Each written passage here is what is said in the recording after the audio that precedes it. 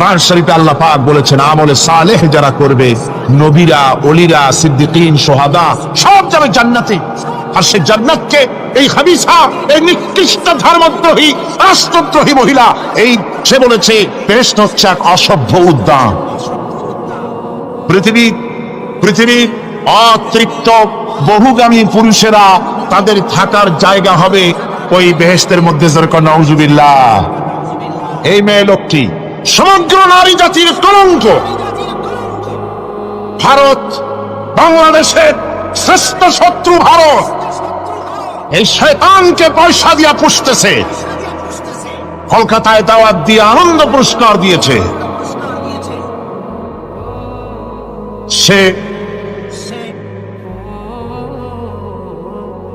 তার বইয়ের মধ্যে, কত বড় নির্লজ্জ মেয়ে, বইয়ের মধ্যে লিখছে বাসে বসে আমি যখন দেখি ছেলেরা পেশাব করার জন্য বাস থামলি বাসের থেকে নেমে দেওয়ালের পাশে গিয়ে প্যান্টের বোতাম খুলে পেশাব করে, আর মেয়েরা চুপ করে বসে থেকে পেশাবের যন্ত্রণা নিয়ে কষ্ট পায়, আমি আনন্দ পাবো সেই দিন যেদিন মেয়েরাও বাস থেকে নেমে দেওয়ালের পাশে দাঁড়িয়ে পেশাব করতে পারবে। এটা কি একটা মানুষ? জানোয়ার, অসভ্য জানোয়ার একে জন্ম দিয়েছে, আল্লাহ ভালো জানে।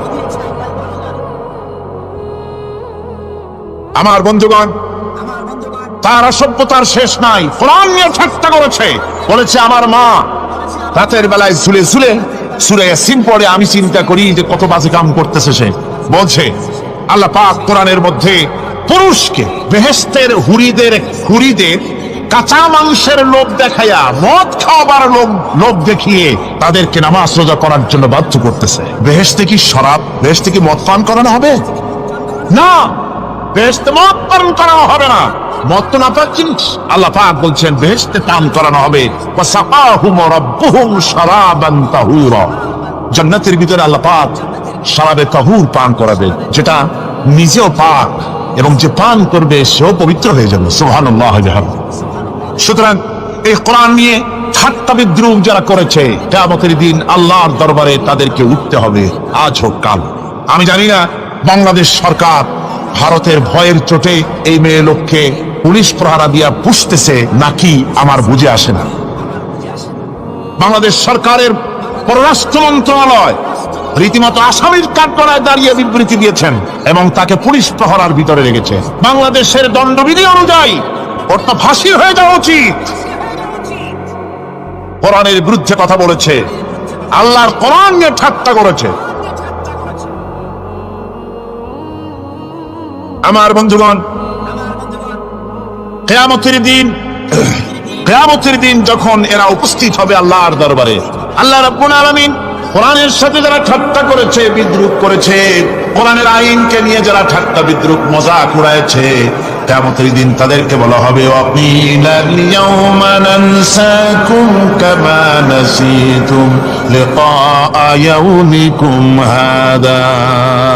কিয়ামতের দিন আল্লাহ রাব্বুল আলামিন কোরআনের ঠাট্টাকারী, কোরআনের বিদ্রুপকারী, কোরআনের আইনের অমান্যকারীদেরকে বলবেন আমি আজকে তোমাদের ভুলে গেলাম, যেমন করে তোমরা এই দিনে আমার সঙ্গে সাক্ষাৎকারের কথা ভুলে গিয়েছিলে। তোমরা যেমন আমার আজকের এই কিয়ামতের দিনের কথা যারা ভুলে গিয়েছিলে, আজকে আমিও তোমাদেরকে ভুলে গেলাম। এরপরে কি হবে? ওয়ামা ওয়াকুমুন নার ওয়া মা লাকুম মিন নাসিরিন। আল্লাহ পাক বলেন এরপরে এদের জায়গা হবে জাহান্নাম, আর এদের সাহায্যকারীও কেউ থাকবে না, জাহান্নামে চিরকাল থাকতে হবে।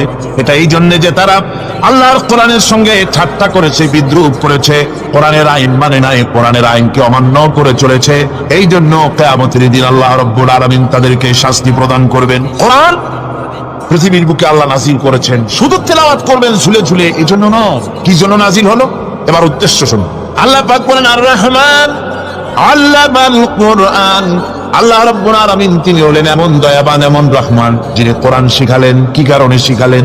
কোরআন নাজিলের উদ্দেশ্য কি? আল্লাহ পাক বলেন ইন্না আনজালনা ইলাইকাল কিতাবা বিল হাক্কি লিতাহকুমা বাইনান নাসি বিমা আরাকাল্লাহ। আল্লাহ পাক বলেন এই কিতাব আমি আপনার প্রতি অবতীর্ণ করেছি এই জন্যে যাতে করে আপনি আল্লাহর প্রদর্শিত এই বিধান অনুযায়ী মানুষের উপরে বিচার ফয়সালা করতে পারেন। মানুষের উপরে আইন চলবে আল্লাহ। কার আইন? জোরে বলেন কার আইন? আলা লাহুল খালক ওয়াল আমর, সৃষ্টি যার, আইন চলবে কার? আল্লাহ পাক বলেন এই জন্য নাজিল করলাম, কোরআন নাজিল করেছি যাতে করে কোরআনের আইন দিয়ে বিচার ফয়সালা করতে পারেন, সেই জন্যই কোরআন নাজিল করলাম। আসলে আল্লাহ নবীর এই পৃথিবীতে আগমনের উদ্দেশ্য ওটাই ছিল, হুয়াল্লাযী আরসালা রাসূলাহু বিল হুদা ওয়া দীনিল হক লিইয়ুযহিরাহু আলাদ-দীনি কুল্লিহি ওয়া কাফা বিল্লাহি শাহীদা। আল্লাহ রাব্বুল আলামিন বলেন আমি আমার রাসূলকে দ্বীনে হক, সত্যের বিধান সহকারে দুনিয়ায় প্রেরণ করেছি, লিইয়ুযহিরাহু আলাদ-দীনি কুল্লিহি আয় লিইয়ুগলিবাহু আলা সাইরিল আদিয়ান, সমস্ত আদিয়ানের বাতিলের উপরে আমার দিনকে বিজয়ী করে দেওয়ার জন্য আমি রাসূলের কাছে কিতাব সহকারে তাকে অবতীর্ণ করেছি। এ দায়িত্ব শুধু মুহাম্মদ সাল্লাল্লাহু আলাইহি ওয়াসাল্লামের ছিল না, দুনিয়ার উপরে আল্লাহর দ্বীন কায়েম করা, আল্লাহর বিধান অনুযায়ী মানুষের বিচার ফয়সালার দায়িত্ব শুধু মুহাম্মদ সাল্লাল্লাহু আলাইহি ওয়াসাল্লামের ছিল না, সমস্ত নবীদের ছিল। কাদের ছিল? সব নবীদের ছিল। ফাবাসাল্লাহু আন-নাবিয়্যিনা মুবাশশিরিনা মুনযিরিন وأنزل معهم الكتاب بالحق ليحكم بين الناس। আল্লাহ পাক বলেন সমস্ত নবীদের কাছে আমি কিতাব অবতীর্ণ করেছি এই জন্য যে তারা সহজ এবং সোজা পথে যারা চলতে চায় তাদেরকে তিনি সুসংবাদ দিবেন, আর বাঁকা পথে যারা চলবে তাদেরকে তিনি জাহান্নামের ভীতি প্রদর্শন করবেন। আর আমি তার উপরে যে কিতাব অবতীর্ণ করেছি এই কিতাব দিয়ে জনগণের উপরে বিচার ফয়সালা করবে, আইন চলবে আল্লাহর কিতাব দিয়ে। আইন চলবে কি দিয়ে? আল্লাহর কিতাব দিয়ে। আল্লাহর কিতাব অনুযায়ী জনগণকে পরিচালিত করবেন, এই জন্য আমি এই কোরআনকে নাজিল করেছি, অতীত এই কিতাবগুলি নাজিল করেছি। কুল ইয়া আইয়ুহান নাসু ক্বাদ জাআকুমুল হাক্কু মির রাব্বিকুম। আল্লাহ পাক বলেন নবী আপনি বলে দেন, আপনি বলুন হে মানব সকল, আল্লাহর পক্ষ থেকে তোমাদের জন্য মহাসত্য এসেছে, এই মহাসত্য যদি অনুসরণ করো তোমাদের জন্য কল্যাণকর হবে। ওমান দাল্লা ফাইন্নামা ইয়াদিল্লু আলাইহা, আর যদি কোরআনকে অমান্য করো, আল্লাহর কিতাবকে অমান্য করো, তাহলে তোমাদের জন্য অকল্যাণ হবে। আজ আপনারা বলেন আল্লাহর কিতাবের আইন কি আমাদের দেশে চলে? কোরআনের আইন কি চলে? চলে না। কোরআনের আইন চলে না। আমরা কি খুব শান্তিতে আছি? খুব আরামে আছি? শ্রমিকরা তাদের শ্রমের মূল্য পায়, কৃষক তার উৎপাদিত পণ্যের সঠিক দাম পায়, নারী তার সতীত্বের মর্যাদা পায়, জনগণ কি আরামে ঘুমাতে পারে? না, জনগণ রীতিমতো দুবেলা পেট পুরে সমস্ত জনগণ খেতে পারে। এর একমাত্র কারণ হচ্ছে কোরআনের আইনকে অমান্য করা হয়েছে। ভালো করে কান পেতে শুনুন, আল্লাহ রাব্বুল আলামিন কোরআনে কারীমের মধ্যে পরিষ্কার করে বলেছেন ওয়ামান লাম ইয়াহকুম বিমা আনজালাল্লাহু ফাউলাইকা হুমুল কাফিরুন। যারা নাকি আমার দেওয়া বিধান অনুযায়ী, কোরআন অনুযায়ী যারা বিচার ফয়সালা করে না, ফাউলাইকা হুমুল কাফিরুন, ফাউলাইকা হুমুজ জালিমুন, ফাউলাইকা হুমুল ফাসিকুন। যারা আমার দেওয়া বিধান অনুযায়ী বিচার ফয়সালা করে না তারা কাফির, তারা জালিম, তারা ফাসিক। সুতরাং এর ভিতরে এই জুলমের মধ্যে জালিমদের অন্তর্গত, ফাসিকদের অন্তর্গত হয়ে বাংলাদেশের বহু মুসলমান, পৃথিবীর বহু এলাকার মুসলমান এর মধ্যে লিপ্ত হয়ে আছে। কোরআনের আইন চালু না করলে পরে, কোরআনের আইন না মানলে পরে জালিম হতে হবে, কাফির হতে হবে, ফাসিক হতে হবে। অর্থাৎ যতখানি না মানবে ততখানি এই বিশেষণে বিভূষিত হতে হবে। এক শ্রেণীর লোক আছে যারা বলে বেড়ান ধর্ম আর রাজনীতি আলাদা। বলেন কিনা? জোরে বলেন, বলে কিনা? ধর্ম আর রাজনীতি আলাদা। তারা বলে আমরা ধর্ম নিরপেক্ষ থাকতে চাই। তারা কি থাকতে চায়? ধর্ম নিরপেক্ষ থাকতে চায়। কোরআনে কারিমে এই ধর্ম নিরপেক্ষবাদীদের ব্যাপারে কোরআন কি বলছে শুনুন।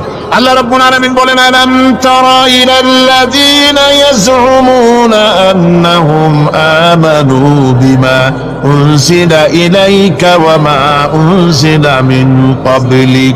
আল্লাহ পাক বলেন হে নবী তুমি কি সেই সব লোকদেরকে দেখেছো যারা দাবি তো করে যে আমরা আল্লাহর উপর ঈমান এনেছি আর এই কিতাবের উপর ঈমান এনেছি, এর পূর্বে যত কিতাব নাজিল হয়েছে সেসব কিতাবের উপরেও ঈমান এনেছি।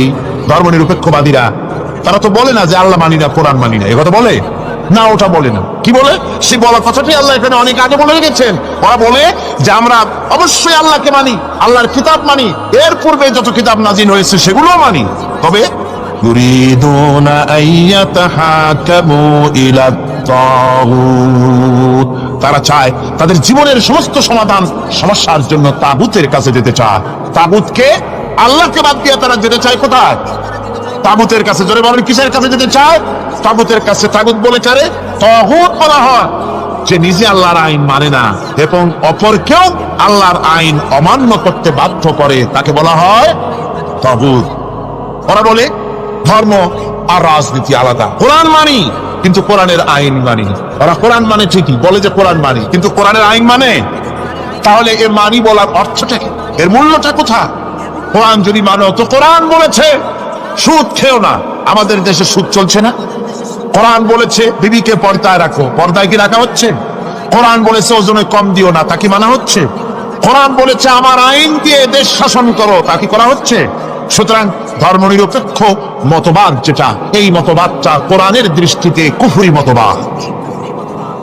ধর্মনিরপেক্ষ মতবাদ কি? জোরে বলেন, ধর্মনিরপেক্ষ মতবাদ কি? কোন মুসলমান, যে ব্যক্তি নিজেকে মুসলমান বলে দাবি করে, ধর্মনিরপেক্ষ মতবাদ সে বিশ্বাস করতে পারে না, জায়েজ নাই, হারাম। আফাতুমিনুনা বিবাদিল কিতাব ওয়া তাকফুরুনা বিবাদ। তোমরা কোরআনের কিছু অংশকে মেনে নিবে আর কিছু অংশকে করবে অস্বীকার। এটা যদি করো দুনিয়ার জীবনে পাবে দুনিয়ার জীবনে জিল্লতি আসবে, লাঞ্ছনা আসবে, আর কিয়ামতে পাবে জাহান্নামের শাস্তি। সুতরাং ধর্মনিরপেক্ষ মতবাদের অর্থ তারা বলে যে ধর্মহীনতা নয়, আসলে কিন্তু ধর্মনিরপেক্ষ মতবাদের অর্থই হলো ধর্মহীনতা। ঠিক কিনা কোন? জোরে বলেন ঠিক কিনা? এই ধর্মনিরপেক্ষ মতবাদ আমাদের দেশের জন্ম হয় নাই, এর জন্ম হয়েছে ইউরোপ সভ্যতায়।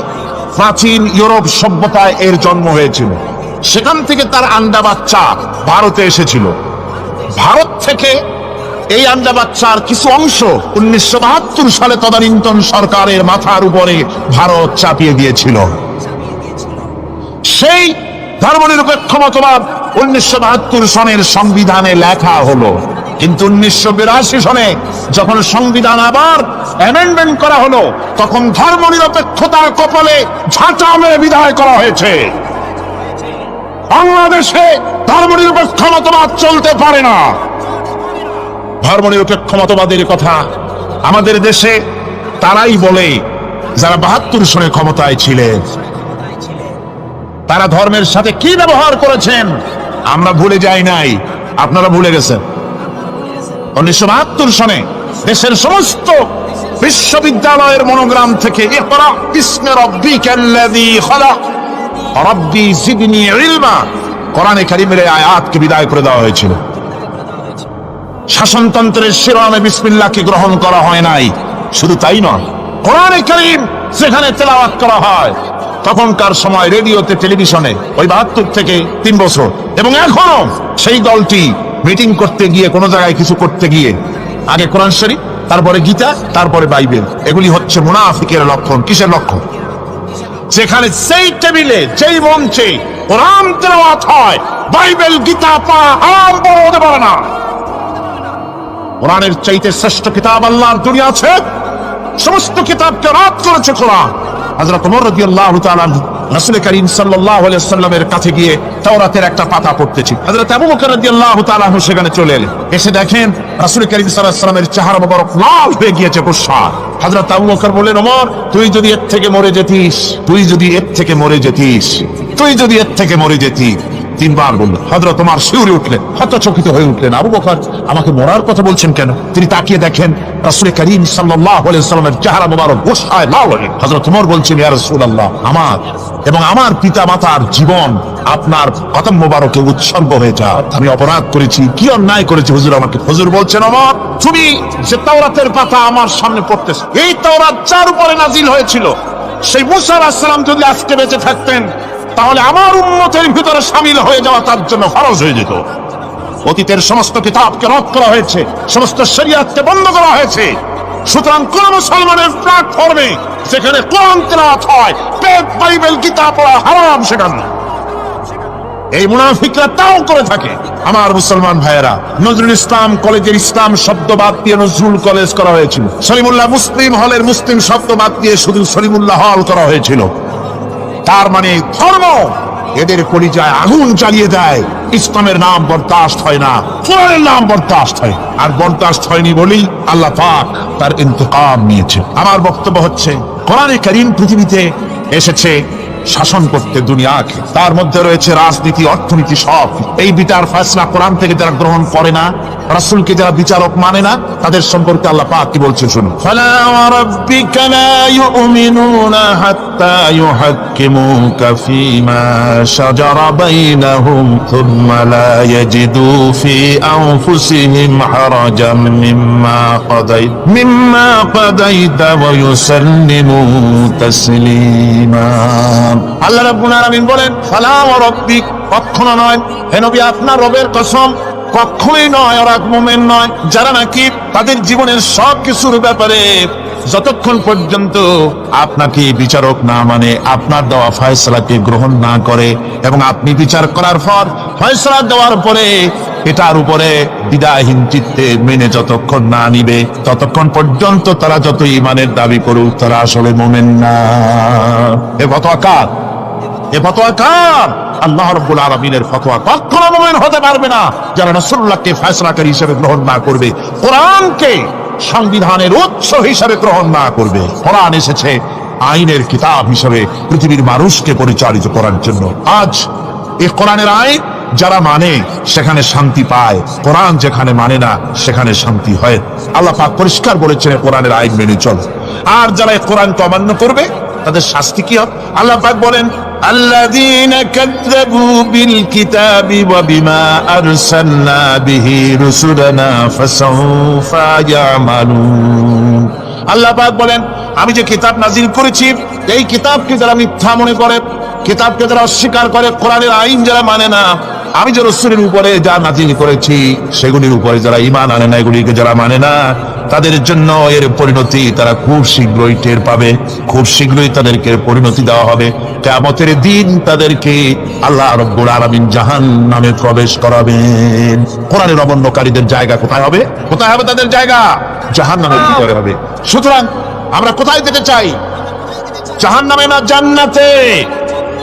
বেহেশতে যদি যেতে চাই, দুনিয়ায় যদি শান্তি চাই এবং আখিরাতে যদি মুক্তি পেতে চাই, তাহলে আমাদেরকে কোরআনের আইনকে মানতে হবে। কিসের আইন মানা লাগবে? কোরআনের আইন মানতে হবে। কোরআনে কারীমে নাজিল হলো, আল্লাহ পাক যে কোরআন আমাদের শিখালেন, আর রহমান আল্লামাল কোরআন, যে কোরআন তিনি আমাদের শিখালেন। এই কোরআন নাজিলের পদ্ধতি ছিল মদিনা এবং মক্কা। রাসূলের মক্কি জিন্দেগিতে কিছু নাজিল হয়েছে, আর মদনী জিন্দেগিতে নাজিল হয়েছে কিছু। মক্কা শরীফে যেগুলি নাজিল হয়েছে সেই সূরাগুলো ছিল তাওহীদ, রিসালাত এবং আখিরাতের উপরে নির্ভর করে। আর মদনী সূরা যেগুলি ছিল সেগুলি ফৌজদারি দণ্ডবিধি, উত্তরাধিকারী আইন, তারপরে যাকাত, অসর, যুদ্ধ, সন্ধি, বন্দী, এরপরে রয়েছে স্বরাষ্ট্রনীতি, পররাষ্ট্রনীতি, অর্থনীতি, জীবন পরিচালনার সমস্ত বিধি আর ব্যবস্থা মদনী জিন্দেগির সূরাগুলিতে, অবতীর্ণ সূরাগুলিতে আল্লাহ রাব্বুল আলামিন নাজিল করেছে। কোরআন শরীফ মানুষের সকল সমস্যার সমাধান দিয়েছে। এখানে আমি এখন তার কিছু নমুনা পেশ করছি আপনাদের সামনে, আপনাদের বোঝার জন্য। যে কোরআন, অনেকে বলে যে কোরআনের তাফসীরের ভেতরে রাজনীতির আলোচনা হয়। রাজনীতি সেইটুক করি যেটুকুন আল্লাহ কোরআনে করেছেন। যেরকম আলহামদুলিল্লাহ, এর থেকে বালাই কিছু বলি নাকি? না। কোরআন যেটুকুন করেছে, রাসূলুল্লাহ যেটুকুন করেছে, একজন মুসলমান হিসাবে তা করা আপনার আমার জন্য কি সুন্নত, নফল? ওইটা করা কি তোরা কম, এটা করা আমাদের জন্য ফরজ। সেই জন্য আমি কিছু নমুনা পেশ করছি আপনাদের সামনে, বুঝতে পারবেন যে কোরআন শুধু নামাজের কথা নিয়ে আসে নাই। কোরআনের মধ্যে আয়াত সংখ্যা কত? ৬,৬৬৬। এটা ঠিক না, কিছু কম আছে। ৬,০০০ ভালো করে গুনে দেখা দরকার। তো এই যে আয়াতে কারিমা যেগুলি রয়েছে, এর মধ্যে মাত্র ৫০০ আয়াত হচ্ছে হুকমে শরঈ। ভালো করে শোনো, ৫০০ আয়াত আদেশ এবং নিষেধ জাতীয়। এটা করো, ওটা করো না, এটা হালাল, ওটা হালাল। এ হলো ৫০০। তো এই যদি ৫০০ হয়, তাহলে বাকি ৬,০০০ কি? বাকি ৬,০০০ ইতিহাস, দর্শন, বিজ্ঞান, রাজনীতি, অর্থনীতি, সমাজনীতি, উত্তরাধিকারী আইন, পররাষ্ট্রনীতি, স্বরাষ্ট্রনীতি, মানুষের জীবনে যা দরকার, ইহকাল, পরকাল, কবর, হাসর, মিজান, সিরাত, জান্নাত, জাহান্নাম, সব কিছু আল্লাহ পাক বাকি হাজার হাজার আয়াতের মধ্যে বলেছেন। তো 500 আয়াতের পরিচিতি আমাদের জানা আছে, নামাজ, রোজা, হজ, যাকাত, হালাল, বৈধ, অবৈধ ইত্যাদি সম্পর্কে। কিন্তু বাকি আয়াত পড়িতে আমাদের জীবন পরিচালনার ব্যাপারে আল্লাহ পাকের কথা শুনুন, কিভাবে এই কথাগুলি আল্লাহ পাক আমাদের বলছেন। বিচার পদ্ধতি সম্পর্কে শুনুন। কোরআন যে বিচার পদ্ধতি আমাদেরকে দিয়েছেন, নিরঙ্কুশ ন্যায় বিচারের কথা কোরআন বলেছে। কোরআন বলেছে বিচার হতে হবে কি ধরনের? ওয়াইযা হাকামতুম বাইনান নাসি আন তাহকুমু বিল আদল। কোরআন শরীফ বলেছে তোমরা যখন লোকদের মাঝে বিচার ফয়সালা করবে তখন অবশ্যই সুবিচার করবে, জাস্টিস, ন্যায় বিচার করবে। এই ন্যায় বিচার করতে গিয়ে তোমার সামনে যদি বিজাতীয় কোনো লোক আসামি হয়ে দাঁড়ায়, অমুসলিম, তখন বিচারটা কিভাবে করবে? কোরআনে কারীম বলছে ওয়ালা ইয়াজরিমান্নাকুম শানাআনু কওমিন আলা আল্লা তা'দিলু। কোন বিশেষ শ্রেণীর বিচার কাজ করতে গিয়ে, কোন বিশেষ শ্রেণী বা জাতির বিচার কার্য পরিচালনা করতে গিয়ে তাদের প্রতি বিদ্বেষ যেন তাদেরকে তুমি যেন জুলুম করে না বসো, তখন যেন তুমি ইনসাফ করতে পারো, তাদের উপরে জুলুম করবে না। সে যদি তোমার জাতের লোক না হয়, বিচার করতেছে তুমি বিচারক হিসাবে সঠিক বিচার করবে, বিচারের মানদণ্ডকে কখনো হেলাদোলা করবে না, ভালো সুবিচার করবে। এটা হচ্ছে কোরআনে কারীমের কথা। আর আত্মীয় স্বজনের বিচার সম্পর্কে বলা হচ্ছে যে তোমরা বিচার নিয়ে, সুবিচার নিয়ে তোমরা দাঁড়াও, দণ্ডায়মান হও সুবিচার নিয়ে। মুসলমানেরা তোমরা যখন বিচার করবে তখন এই বিচার করতে গিয়ে ওয়ালাউ আলা আনফুসিকুম আবিল ওয়ালিদাইনি ওয়াল আকরাবিন, সে যদি তোমার নিজের বিরুদ্ধেও যায় বিচার, তা যদি তোমার সন্তান সন্ততি, ভাই ব্রাদার, মা বাপ ইত্যাদির বিরুদ্ধেও যদি চলে যায়, ইয়াকুন গানিয়ান আও ফাকিরান, যদি সে গরিব হয়, যদি সে ধনীও হয়, বিচারের বেলায় কোন রকম তারতম্য করবে না, আপন হোক পর হোক, বিচার করতে হবে সঠিক। এটা কার কথা? আল্লাহর। জোরে বলেন কার কথা? পৃথিবীর কোন ধর্মগ্রন্থের কথা বলেছে? পৃথিবীর কোন জাতি কথা বলেছে? কোরআন বলেছে এই সুবিচারের কথা। সুবিচার করতে হবে, বিচারের বেলায় খবরদার আপন পর এবং কোন ধর্মের লোক এই চিন্তা করতে যেও না। কোরআনে কারীমের রয়েছে, কোরআনে কারীমের মধ্যে রয়েছে ফৌজদারি দণ্ডবিধি, জুডিশিয়াল ল, ফৌজদারি দণ্ডবিধি। এখানে একটা কথা বলে নিতে হয়, আল্লাহর আইন, মূল কথাটা কি? আল্লাহর আইন। আল্লাহর আইনের কথা শোনা মাত্রই এক শ্রেণীর লোকেরা মনে করে আল্লাহর আইন মানেই হলো হাত কাটা, আল্লাহর আইনের অর্থই হলো গলা কাটা, আল্লাহর আইনের অর্থই হলো গোররা মারা। এটা একটা বাজে কথা। আল্লাহ পাকের আল্লাহ কি এইরকম একটা বদমেজাজি দারোগার মতো আল্লাহ যে মানুষ পাইলেই খালি পিটাবে আর হাত কাটবে? একটা কথা হলো হাত কাটা, গলা কাটা। এটা কখন সুবিচার প্রতিষ্ঠিত হয়ে যাবে, খাওয়া পড়ার গ্যারান্টি মিলবে, তারপরে যদি কেউ চুরি করে দৃষ্টান্তমূলক শাস্তি দাও হাত কেটে। এর আগে না, মদিনা মুনাওয়ারায় হযরত ওমর রাদিয়াল্লাহু তাআলা আনহুর সময় অনাবৃষ্টির কারণে দুর্ভিক্ষ দেখা দিয়েছিল।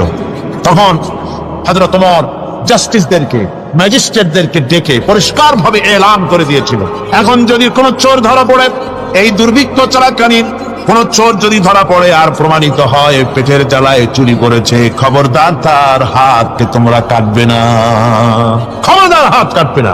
ইসলাম তো আগে পেটে দেয়। আগে কোথায় দেয়? পেটে, তারপরে দেয় পিঠে, আগে দেয় না। মানুষের খাওয়া পড়া, শিক্ষা, চিকিৎসা, বাসস্থান সবটার গ্যারান্টি দেওয়া হয়। মদিনায় যখন এই গ্যারান্টি এসে গেল, চোরের হাত কাটা আইন মক্কায় নাজিল হয় নাই, নাজিল হয়েছে মদিনা মুনাওয়ারায় রাসূলের মদনী জিন্দেগিতে। কোন সময়? যখন রাসূলুল্লাহ প্রেসিডেন্ট। রাসূলুল্লাহ কি? যখন রাসূলুল্লাহ কি রাষ্ট্রপতি, সেই সময় মানুষ দরজা খুলে ঘুমাবার সুযোগ পেল, খাওয়া পড়া, শিক্ষা, চিকিৎসা, বাসস্থানের গ্যারান্টি পেল।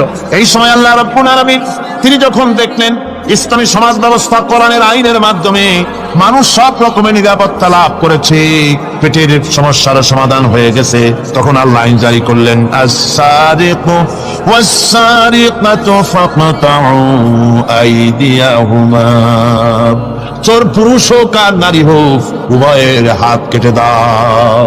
পুরুষ হোক আর নারী হোক এখন উভয়ের হাত কেটে দাও। দৃষ্টান্তমূলক শাস্তি হোক, যাতে করে এই চুরি আর না কেউ না করে। পেটে খাবার আছে, চাকরি আছে, ওষুধ আছে, শিক্ষা আছে, থাকার মতো জায়গা আছে, এখন চুরি করো কেন? তাহলে বোঝা যাবে এটা নেশায় পরিণত হয়েছে। কি হয়েছে? নেশা, তখন তো আর চোরেকে বসায় সেলুট মারা আর যাবে না, এখন হাতটা কাটিয়া একটা শাস্তি দিয়ে দাও। আমাদের দেশে কিন্তু চোরের হাত কাটা আইনের ব্যাপারে কোন চোরের আজ পর্যন্ত মিছিল করে না। বাংলাদেশের কোন ছোট ছোট চোর, যেমন তাল চোর, বেল চোর, কচু চোর, ছাতি চোর, জুতা চোর, আরো যত ছোট ছোট চোর, এই সব চোরেরা কি কোনোদিন মিছিল করেছে যে চোরের হাত কাটা আইন মানি না, মানবো না? বলেছে কেউ? বলে। কিন্তু এই আইনের বিরুদ্ধে সোচ্চার কারা? কোন চোরেরা?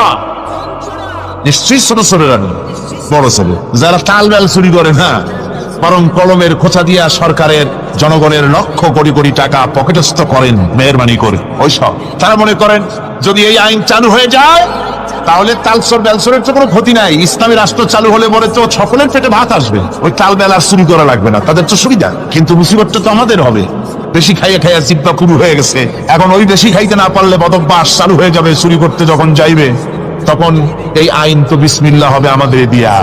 এই জন্য ওনারাই বিরোধিতা করেন চরম ভাবে। আর ইসলামের সব আইনের সাথে বিরোধিতা করার জন্য বাংলাদেশে যতগুলি পত্রিকা বেরিয়েছে তার মধ্যে শীর্ষস্থানে রয়েছে ভারতের রায়ের টাকায় পরিচালিত নিকৃষ্ট আবর্জনা পত্রিকা আজকের কাগজ। ওই কাগজে, এই কাগজে একটা প্রবন্ধ লেখা হয়েছে আজ, সেই প্রবন্ধে লেখা হয়েছে ধর্মভিত্তিক রাজনীতি এমনি এমনি নিষিদ্ধ করা যাবে না, সম্ভব হবে না, এটাকে একেবারে গোড়া থেকে উপড়ে ফেলে দিতে হবে। মাওবাড়ির আবদা ভারতের টাকা নিয়ে লাফালাফি করছে আজকে, তারা বাংলাদেশ থেকে ধর্মভিত্তিক রাজনীতি নিষিদ্ধ ঘোষণার জন্য পায়তারা চালাচ্ছে এই পত্রিকার মাধ্যমে। এই পত্রিকার একমাত্র কাজ গোটা জাতিসত্তাকে দ্বিধা বিভক্ত করা, ইসলামের বিরুদ্ধে ইয়াং জেনারেশনকে খেপিয়ে তোলার জন্য আদা পানি খেয়ে লেগেছে, ধর্মভিত্তিক রাজনীতি নিষিদ্ধ ঘোষণা করার জন্য আপ্রাণ প্রচেষ্টা চালাচ্ছে। সংসদে পর্যন্ত এই বক্তব্য উঠানো হয়েছে, তাই না? সংসদে উত্থাপিত হয়েছে ধর্মভিত্তিক রাজনীতি নিষিদ্ধ ঘোষণা করতে হবে। আমি বলেছি ধর্মভিত্তিক রাজনীতি নিষিদ্ধ ঘোষণা করে ফেলেছিল রাশিয়া। রাশিয়ার যেই পার্লামেন্টে বসে ধর্মভিত্তিক রাজনীতি নিষিদ্ধ ঘোষণা করা হয়েছিল, যে পার্লামেন্টের ঘোষণার বলে লক্ষ লক্ষ মুসলমানদেরকে জমা করা হয়েছে রাশিয়ায়, যে পার্লামেন্টের ঘোষণার বলে মসজিদ মাদ্রাসা ভেঙে চুরি একাকার করে দেওয়া হয়েছিল রাশিয়ায়, যে পার্লামেন্টে বসে আলেম ওলামা পীর দরবেশদেরকে হত্যা করার জন্য নির্দেশ দেওয়া হয়েছিল রাশিয়ার যে পার্লামেন্ট থেকে, সেই দেশ আজ আর আস্ত নাই, দেশটা টুকরা টুকরা হয়ে গিয়েছে। বাংলাদেশের পার্লামেন্টে আজকে যারা এই দুঃসাহসিক কথা বলছেন, ধর্মভিত্তিক রাজনীতি নিষিদ্ধ ঘোষণা করার কথা যারা উচ্চারণ করছেন, রাশিয়ার পার্লামেন্টের ইতিহাস ভুলে যাবেন না।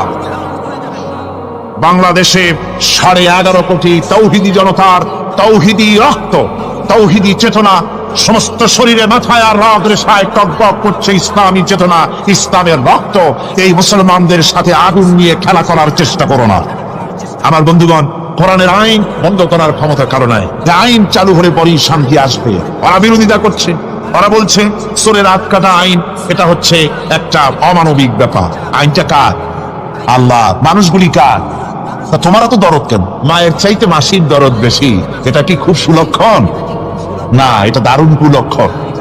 সুতরাং আল্লাহ রাব্বুল আলামিন তার আইন হচ্ছে শাশ্বত আইন। চোরের হাত কাটা আইন অর্থ নয় যে বাংলাদেশ ইসলামী দল যদি ক্ষমতায় আসে পাইকারি দরে চোরের হাত কাটা আরম্ভ করবে, না।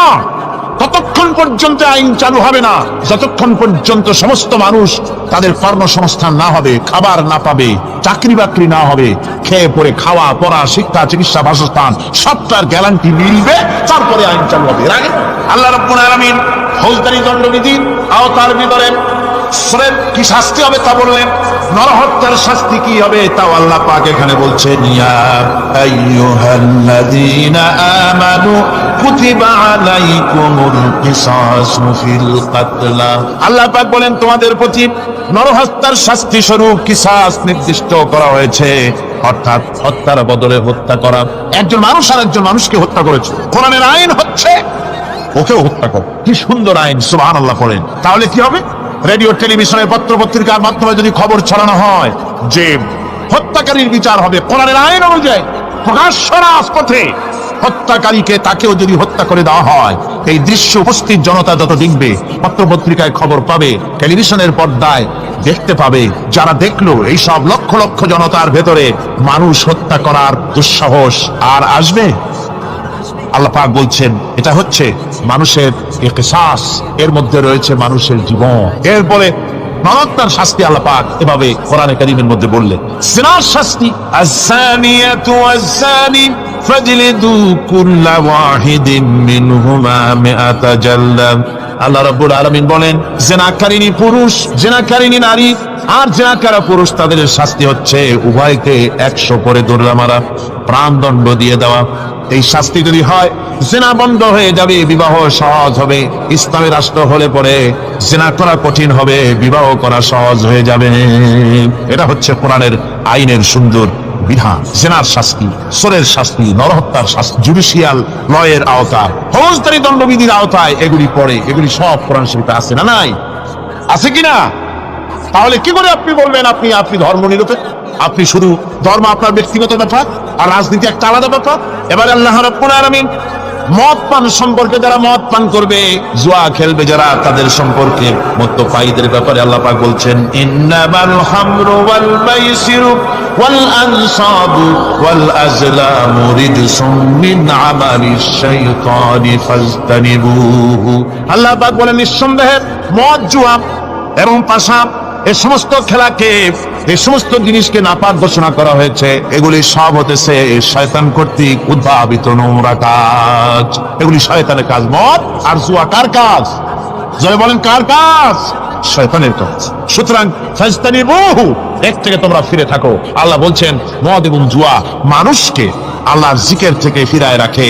ফাহাল আনতুম মুনতাহুন, এগুলি শোনার পরেও কি তোমরা এর থেকে ফিরে থাকবে না? এবার আল্লাহ রাব্বুল আলামিন ওজনে কম দেওয়া সম্পর্কে বলছেন, যারা ব্যবসায়ী, অনেক ব্যবসায়ী আছে, ব্যবসা করতে গিয়ে ধর্ম ব্যক্তিগত ব্যাপার, ব্যবসার মধ্যে ধর্ম নিতে চাই না। কয় যে ধর্ম দারুণ পবিত্র জিনিস, এত পবিত্র, শুধু মসজিদে থাকবে, শুধু মাদ্রাসায় থাকবে, আমার জীবনের বিস্তীর্ণ অঙ্গনে ধর্ম ঢুকতে পারবে না। তার মানে ভাবখানা এই, আল্লাহ এবং রসুলকে বলে দেওয়া হচ্ছে, হে আল্লাহ, হে রসুল, তোমাদের উপরে 144 জারি করে দিলাম, শুধু মসজিদে আর খানকায় থাকো, মাদ্রাসায় থাকো, আমাদের জীবনের বিস্তীর্ণ অঙ্গনে তোমাদের কোনো প্রবেশের অধিকার নাই। জোরে কর নাউজুবিল্লাহ। আল্লাহ পাক মানুষের জীবনের সকল ক্ষেত্রে আইন চলবে আল্লাহ, ইনিল হুকমু ইল্লা লিল্লাহ। আইন চলবে কার?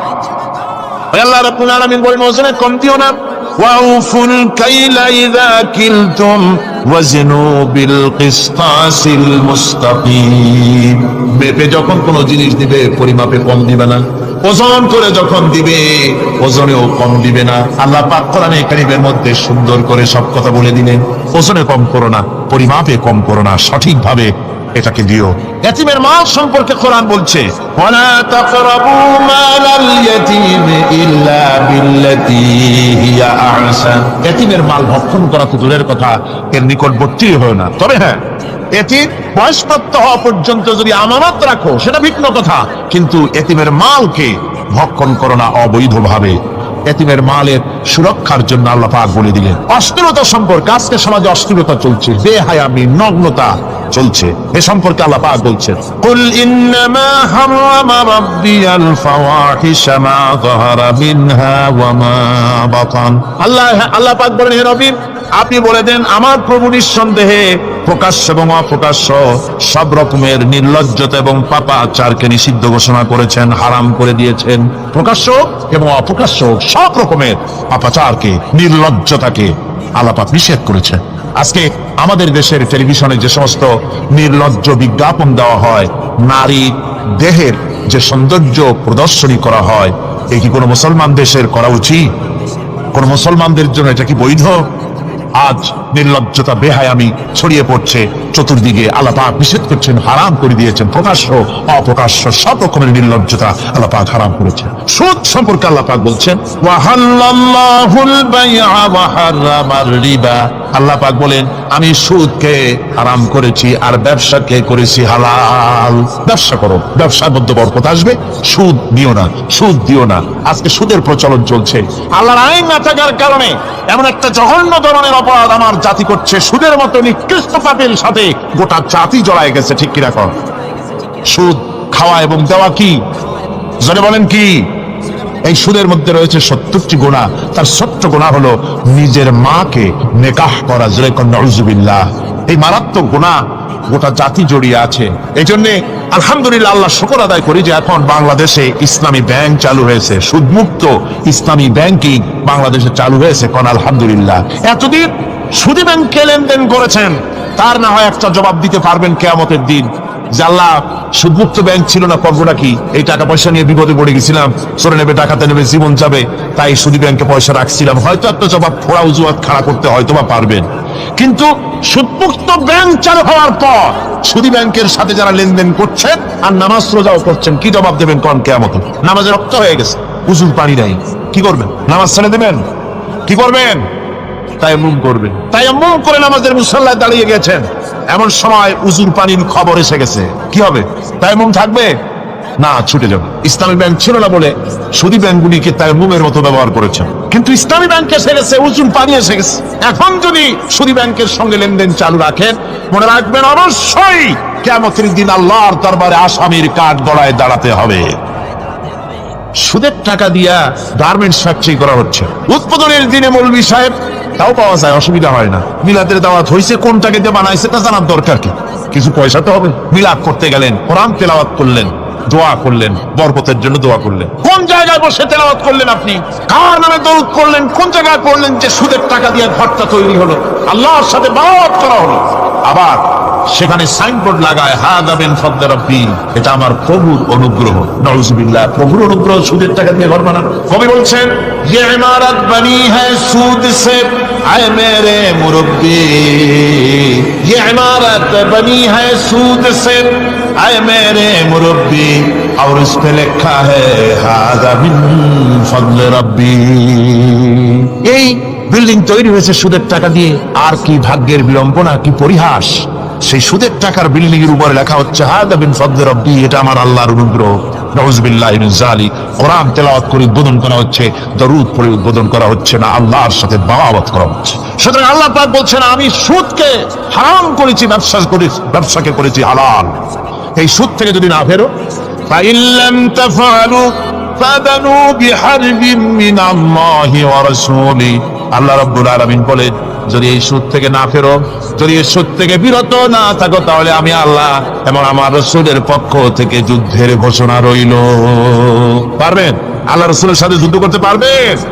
নাউজুবিল্লাহি মিন যালিক। মানুষের পক্ষে সম্ভব? সুদ সম্পর্কে আল্লাহ ঘোষণা করলেন কোরআনে কারীমের মধ্যে। এবার ধনী এবং গরিব সম্পর্কে, ধনী আর গরিবের ভিতরে সম্পর্কটা কেমন হবে আল্লাহ পাক কোরআনে কারীমের মধ্যে বলে দিলেন, ওয়াফি আমওয়ালিহিম হাক্কুন লিস-সাইলি ওয়াল মাহরুম। আল্লাহ রাব্বুল আলামিন বলছেন, ও ধনীরা, তোমাদের সম্পদের ভেতরে গরিবদের অধিকার আছে, সে অধিকার আদায় করে দাও। একথা বলা হলো না গরিবরা তোমাদের করুণার পাত্র, দয়া করে তাদের কিছু দাও, একথা আল্লাহ বলেন নাই। বললেন, ধনীরা শুনে রাখো, তোমাদের সম্পদে গরিবদের অধিকার আছে, অধিকার তাদের ফিরিয়ে দাও। এরপরে আল্লাহ পাক বললেন, কাইলা ইয়াকুনা দুলাতাম বাইনাল আগনিয়াই মিনকুম, তোমাদের সম্পদগুলি যেন তোমাদের ধনশালী লোকদের হাতে যেন পুঞ্জীভূত না হয়ে যায়। দেশের সমস্ত সম্পদ গুটি কতক লোকের হাতে যেন পুঞ্জীভূত না হয়, বরং তার যাকাত, ফিতরা, সাদকা, এককালীন দান ইত্যাদির মাধ্যমে জনগণের কাছে যেন তা পৌঁছে যায়, এক জায়গায় যেন পুঞ্জীভূত হয়ে না থাকে। এভাবে করে আল্লাহ পাক মানুষের জীবনের সাথে সম্পৃক্ত কথাগুলি বলছেন। রাষ্ট্র ব্যবস্থা সম্পর্কে বলছেন, ওয়া আমরুহুম শুরা বাইনাহুম, রাষ্ট্র পরিচালনা করতে গিয়ে তাদের সাথে পরামর্শ ভিত্তিক রাষ্ট্র চালাও, স্বৈরাচার হয়ে ক্ষমতায় বসে থেকো না, ইচ্ছে মাফিক দেশ চালায়ও না, ডিক্টেটর হয়েও না, পরামর্শ ভিত্তিক দেশ পরিচালনা করো। এভাবে করে আল্লাহ রাব্বুল আলামিন রাষ্ট্রপ্রধানকে বললেন, ওয়াশাবিরুহুম ফিল আমর, প্রত্যেকটি ব্যাপারে, রাষ্ট্রের সব ব্যাপারে তাদের সঙ্গে পরামর্শ করে নাও, পরামর্শ সবার সঙ্গে পরামর্শ করে পরামর্শের ভিত্তিতে কাজ করো, এমনি স্বৈরাচার হিসাবে কাজ করো না। কোরআন প্রবর্তিত সমাজ সকল নাগরিকের মৌলিক অধিকারের গ্যারান্টি দিয়েছে, ধরে কর সুবহানাল্লাহ। এখন আমি যে কথাগুলি বলবো, এই কথাগুলি শুধু মুসলমানদের জন্য নয়, হিন্দু, মুসলমান, খ্রিস্টান, বৌদ্ধ, নারী, পুরুষ, সাদা, কালো, বর্ণ, ভাষা, দল, মত নির্বিশেষে সমস্ত মানুষের জন্য নাগরিক অধিকারের গ্যারান্টি দিচ্ছে কে? আল্লাহ পাক। জোরে বলেন, কে দিচ্ছেন? আল্লাহ পাক জীবনের নিরাপত্তা দিচ্ছেন। কোরআনের আইন যদি চালু হয়, নাগরিকদের জীবনের নিরাপত্তা লাভ হবে। জোরে কোন সুবহানাল্লাহ। কিভাবে হবে? আল্লাহ রাব্বুল আলামিন বলেন, ওয়ালা তাকতুলুন নাফসাল্লাতী হারামাল্লাহু ইল্লা বিল হক। আল্লাহ পাক বলছেন, যে জীবনকে আল্লাহ হারাম সম্মানই করেছেন, ন্যায় ব্যতীত তাকে খবরদার হত্যা করো না। মানুষকে হত্যা করো না, খবরদার হত্যা করো না। আল্লাহ পাক হত্যা নিষিদ্ধ ঘোষণা করে দিলেন আর বললেন, মান কাতালা নাফসান বিগাইরি নাফসিন আও ফাসাদিন ফাকান্নামা কাতালান নাস জামিআ। কেউ যদি কোন নরহত্যা এবং বিপর্যয় সৃষ্টি করে, কোন অপরাধ ছাড়া যদি কেউ কোন নির্দিষ্ট অভিযোগ তাকে হত্যার শাস্তি দেওয়া যায় কোরআন অনুযায়ী, এরকম ছাড়া যদি অন্যায়ভাবে কেউ কাউকে হত্যা করে, তাহলে একটা লোক হত্যা করা নয়, একটা মানুষ হত্যা করার অর্থ হলো গোটা বিশ্বের সমস্ত মানুষকে হত্যা করা। কে বলছেন এ কথা? আল্লাহ পাক বলছেন। আর একটা মানুষকে যদি বাঁচায় দেওয়া যায়, তাহলে সে যেন গোটা পৃথিবীর সমস্ত মানুষকে বাঁচায় দিল। এ কথা কে বললেন? আল্লাহ সুবহানাহু ওয়া তাআলা। এরপরে নরহত্যা যারা করবে তাদের জন্য রয়েছে শাস্তি। কি শাস্তি? আল্লাহ পাক বলছেন, ওমাইয়াকতুল মুমিনান মুতাআম্মিদান ফাজাযাউহু জাহান্নামু খালিদান ফিহা وغضب الله ولعنه وأعد له عذابا عظيما। আল্লাহ পাক বলছেন, ওমাইয়াকতুল মুমিনান মুতাআম্মিদান, যে ব্যক্তি কোনো মুমিনকে ইচ্ছে করে হত্যা করলো, ফাজাযাউহু জাহান্নাম, তার শাস্তি কি? যারা বলেন শাস্তি কি? খালিদ, সেই জাহান্নামে চিরকাল তাকে থাকতে হবে। ওয়া গাযিবাল্লাহ ওয়া লানাহু, আর তার উপরে আল্লাহর গজব, আল্লাহর লানত, চিরকাল এই শাস্তি তাকে জাহান্নামে ভোগ করতে হবে। এই কথাগুলি না জানার কারণেই আজকে কলেজ বিশ্ববিদ্যালয়গুলিতে মানুষ হত্যা চলছে পাখি হত্যার মতোই। ঠিক কিনা গণ? বিশ্ববিদ্যালয়গুলিতে, কলেজগুলিতে মায়ের কোল খালি করা হচ্ছে, পিতাকে কাঁদানো হচ্ছে। কত আশা করে ছেলে পাঠানো হয় কলেজ ইউনিভার্সিটিতে, আর সেখানে সামান্য নিজের দলের প্রাধান্য বিস্তার করার জন্য পরমা সহিষ্ণুতা নাই, সমানে হত্যা করা হচ্ছে। এভাবে হত্যা করা হচ্ছে রাজশাহীতে, হত্যা করা হচ্ছে ঢাকায়, চট্টগ্রামে, খুলনায়। আপনারা অবাক হবেন, খুলনায় যেভাবে হত্যা করলো একজন নেতৃস্থানীয় ব্যক্তি, তিনি খুলনায় গিয়ে বললেন, আমি লাশ চাই, লাশ। তার উপস্থিতিতে ইসলামী ছাত্র শিবিরের দৌলতপুর কলেজের জিএস আব্দুল হালিম মুন্সি মসজিদে নামাজ পড়তে গিয়েছে, সেই অবস্থায় তাকে মসজিদের ভিতরে গুলিবিদ্ধ করেছে। জান বাঁচাবার জন্য এই ছেলে পার্শ্ববর্তী পুকুরের মধ্যে ঝাঁপায় পড়েছে, সেখান থেকে তাকে টেনে তুলে তাকে কোপানো হচ্ছে। সে টানি টানি বলে চিল্লাচ্ছে। এই অবস্থায় মসজিদের সিঁড়ির উপরে কাট করে তাকে জমা করা হয়েছে।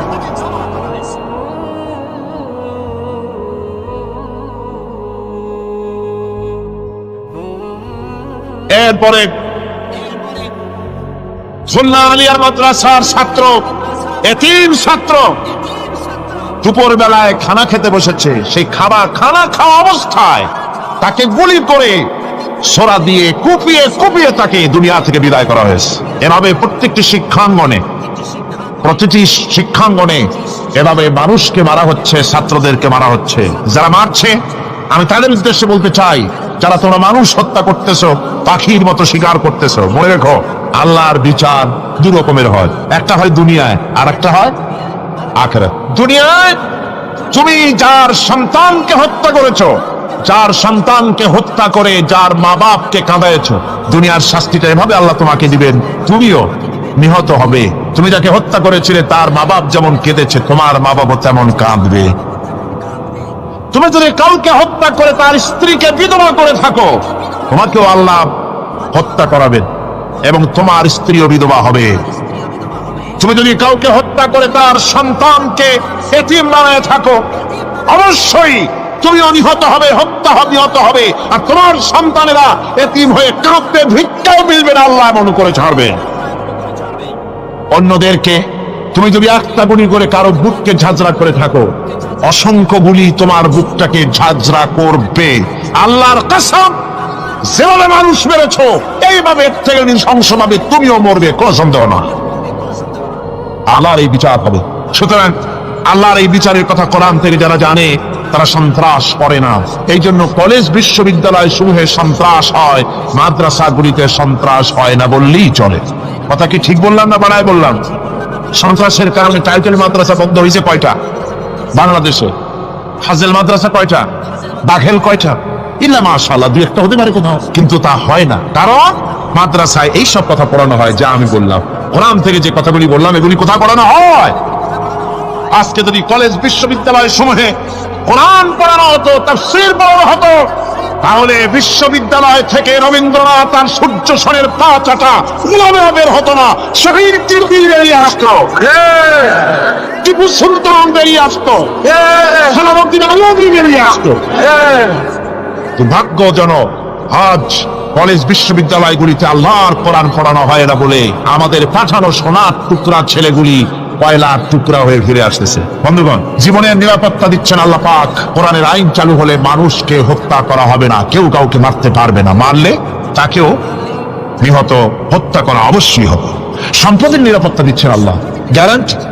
হিন্দু হোক মুসলমান হোক সকলের সম্পদের গ্যারান্টি মিলবে, কেউ কারো সম্পদকে হরণ করবে না, গসব করবে না। কোরআন বলছে ওয়ালা তাকুলু আমওয়ালাকুম বাইনাকুম বিল বাতিল, পরস্পরের সম্পদকে অবৈধভাবে ভক্ষণ করো না। সম্মানের নিরাপত্তা হচ্ছে ইসলামী সমাজ চালু হয়ে গেলে আল্লাহ রাব্বুল আলামিন সম্মানের নিরাপত্তা দিবেন প্রত্যেক নাগরিকের। আল্লাহ পাক বলছেন ইয়া আইয়ুহাল্লাযীনা আমানু লা ইয়াসখার কওমুম মিন কওমিন, হে বিশ্বাসীরা তোমরা এক গোত্র আর এক গোত্রকে ঠাট্টা করো না। চাষিরা তাঁতিদেরকে গালি দিও না, তাঁতিরা চাষিদেরকে জেলেদেরকে গালি দিও না। এক গোত্র আর এক গোত্রকে ঠাট্টা করো না, বিদ্রুপ করো না। ওয়ালা তালমিজু আনফুসাকুম ওয়ালা তানাবাজু বিল আলকাব, একে অপরের দোষ গিয়ে বেরিও না, একে অপরকে খারাপ নামে ডেকো না, একে অপরের কুৎসা রটনা করো না। আল্লাহ নিষেধ করেছেন। ইসলামী সমাজ হলে পরে মানুষ সব দিক থেকে নিরাপত্তা পাবে, গ্যারান্টি পাবে, ব্যক্তি স্বাতন্ত্র্যের প্রাইভেসির নিরাপত্তা পাবে। কারো ঘরের মধ্যে কেউ হঠাৎ করে ঢুকবে না, অর্ডার নিয়ে ঢুকতে হবে, পারমিশন নিয়ে ঢুকতে হবে। আল্লাহ পাক বলেছেন লা তাদখুলু বুয়ুতান গায়রা বুয়ুতিকুম হাত্তা তাস্তানিসু ওয়া তুসাল্লিমু আলা আহলিহা, অন্যের ঘরের মধ্যে পারমিশন ব্যতিরেকে প্রবেশ করো না। আগে সালাম দাও, পারমিশন নাও, তারপরে ঢোকো। যদি জবাব না আসে চলে যাও, বেরিয়ে যাও, এটা তোমার জন্য কল্যাণকর হবে। তারপরে ইচ্ছে মতো ধর্ম পালনের নিরাপত্তা পাওয়া যাবে ইসলামী সমাজে। কাউকে বাধ্য করা হবে না ইসলাম কবুল করার জন্য, বা অন্য ধর্ম কবুল করার জন্য কাউকে বাধ্য করা হবে না। কোরআনে কারীম বলছে লা ইকরাহা ফিদ্দিন, ধর্মের ব্যাপারে কোনো বাড়াবাড়ি করা যাবে না, কারো উপরে কোনো ধর্মমত চাপিয়ে দেওয়া যাবে না। যার ইচ্ছে তার ইচ্ছে মতো স্বাধীনভাবে তার ধর্মকর্ম পালন সে করতে পারবে। এই ধর্ম পালনের কথা বলতে এসে আমার মনে পড়লো এবছরের হিন্দুদের দুর্গাপূজার কথা। আপনারা বলতে পারেন যে কি এর মধ্যে কি ঢুকাই দিলেন? ঠিকই ঢুকাইছে। আমি বুঝি না যে কেমন ধর্ম। আপনারা আমারে কন, দেশের প্রধান বিরোধী দল তারা যদি বলে যে আমাদের এই দাবি যদি সরকার না মানে তাহলে 1 বছরের ভেতরে আমার দলে যত লোক আছে কেউ জুমার নামাজ পড়বে না, তাহলে তাদের দলের লোকেরা তা কি মানবে? মানবে? বিএনপি যদি বলে, সরকারে যারা আছে, যে আমাদের এই সমস্ত কথা যদি বিরোধী দল না মানে তাহলে আমার দলের কোনো লোক ঈদের নামাজ পড়বে না, শুনবে কেউ? শুনবে না। আমার ভাইরা, কোরআনে কারীমের আলোচনা শেষ দিকে এসেছে। আমরা মুনাজাত করব এখন। মুনাজাতের জন্য দাঁড়ানো ভাইয়েরা এক মুহূর্তে বসে পড়ুন। আজকে আপনাদের জন্য দারুণ সুখবর আছে। আজ কোরআনে কারীমের আলোচনা শুনে, কোরআনে কারীমের প্রতি মুগ্ধ হয়ে, ইসলামের আদর্শ উদ্বুদ্ধ হয়ে 5 জন অমুসলিম ভাই ইসলাম কবুল করতে এসেছে।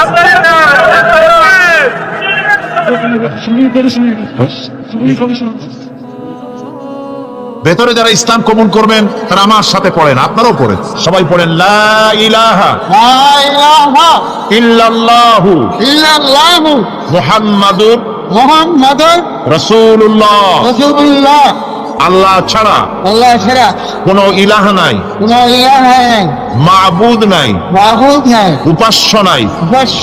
মুহাম্মদ মোহাম্মদ সাল্লাল্লাহু সাল্লাল্লাহু আলাইহি আলাইহি ওয়াসাল্লাম ওয়াসাল্লাম আল্লাহর আল্লাহ প্রেরিত প্রেরিত রাসূল।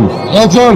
আশহাদু আন আশহাদু আন লা ইলাহা লা ইলাহা ইল্লাল্লাহু ইল্লাল্লাহু ওয়াহদাহু ওয়াহদাহু লা শারীকা লা শারীকা লাহু লাহু ওয়া আশহাদু আন্না ওয়ান্না মুহাম্মাদান মুহাম্মাদান আবদুহু ওয়া রাসূলুহু। ওয়া রাসূল। আমি সাক্ষ্য দিচ্ছি আমি সাক্ষ্য দিচ্ছি আল্লাহ ছাড়া আল্লাহ ছাড়া কোনো ইলাহ নাই, কোনো ইলাহ নাই, মাবুদ নাই, মাবুদ নাই, উপাস্য নাই। উপাস্য নাই। তিনি এক, তিনি এক, একক, একক, নিরঙ্কুশ, নিরঙ্কুশ, তার কোনো অংশীদার নাই। কোনো অংশীদার নাই। আমি আরো সাক্ষ্য দিচ্ছি আরো সাক্ষ্য দিচ্ছি মুহাম্মদ মুহাম্মদ সাল্লাল্লাহু সাল্লাল্লাহু আলাইহি আলাইহি ওয়াসাল্লাম ওয়াসাল্লাম আল্লাহর আল্লাহর প্রেরিত প্রেরিত বান্দা বান্দা এবং এবং রাসূল। রাসূল। বাস, এবার বলেন আসসালামু আলাইকুম। আসসালামু আলাইকুম। সবাই জবাব দেন। আসসালামু আলাইকুম। ওয়ালাইকুম আসসালাম ওয়া রাহমাতুল্লাহ। বলতে চাই আমি হিন্দুর ছেলে ছিলাম, ইসলাম ধর্ম গ্রহণ করছি। আমার মুসলমান ভাই সবার কাছে আমি দোয়া চাইতেছি, আমাকে দোয়া করছি। আলহামদুলিল্লাহ, আলহামদুলিল্লাহ।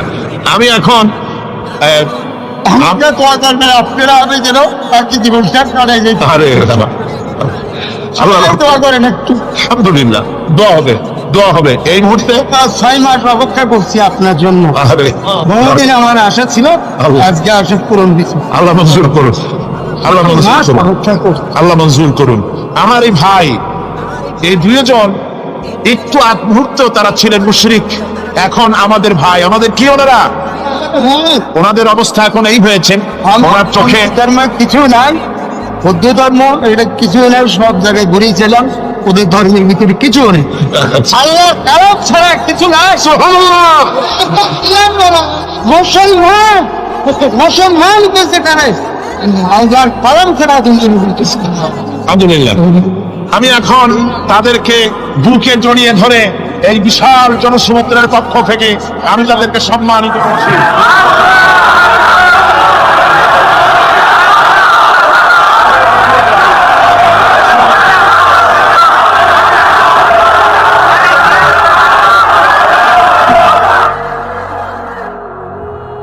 আমরা মুনাজাত করব, আল্লাহর কাছে দোয়া করব।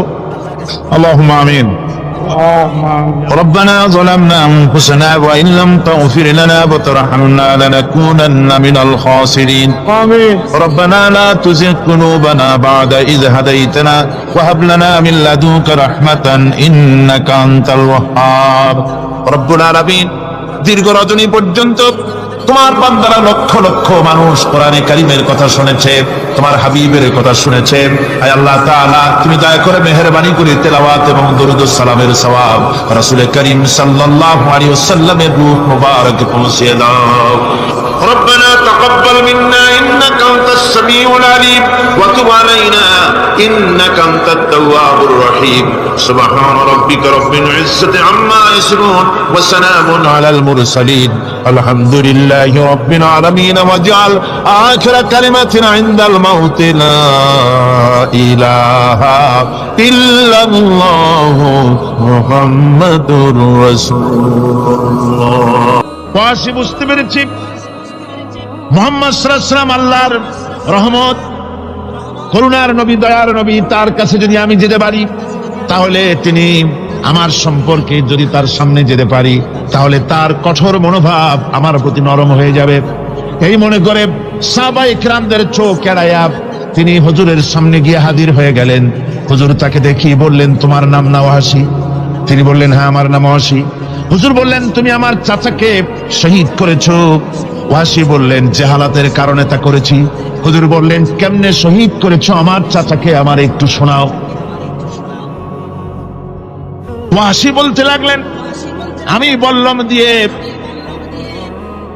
হযরত হামজার শরীরকে এফোড় ওপড় করে দিয়েছি, তারপরে তার বুককে খঞ্জর দিয়ে ফেরে বুকের ভিতর থেকে কলিজাটা বের করে নিয়ে আমি হাতে দিয়ে দিয়েছি হেন্দাই কলেজা চিবিয়ে চিবিয়ে খেয়েছে।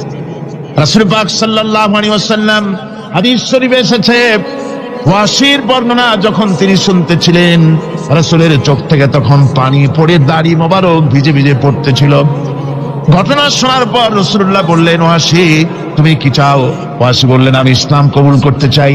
হুজুর তাকে মুসলমান বানালেন। বললেন, তুমি মুসলমান হলে কিন্তু সব সময় তুমি আমার সামনে আসবে না, তার কারণ তোমাকে দেখলে পরে আমার মনের ভিতরে আমার চাচার কথা মনে উঠে যাবে। আমি আমার আব্বাকে পাই নাই, আব্বার স্নেহ যত্ন আমার কিসমতে তেমন হয় নাই। আমার চাচা হামজা আমাকে পিতার মতো করে আমাকে স্নেহ করেছে, তোমাকে দেখলে পরে তার কথা মনে পড়বে, সুতরাং তুমি সবসময় আমার সামনে আসবে না। ওয়াসি সেদিন শপথ নিয়েছিলেন, রব্বুল আলামিন, আমি জাহালাতের কারণে যেই বল্লম দিয়ে একজন শ্রেষ্ঠ সন্তানকে আমি শহীদ করে ফেলেছিলাম, আমি বুঝতে পারি নাই, ওই বল্লমটা আমি হেফাজতে রেখে দিয়েছি। তুমি আমার এই দোয়া মঞ্জুর করো, আমি যেন এই বল্লম দিয়ে এই পৃথিবীর নিকৃষ্ট ইসলামের কোন দুশ্মনকে যেন আমি শেষ করে দিতে পারি।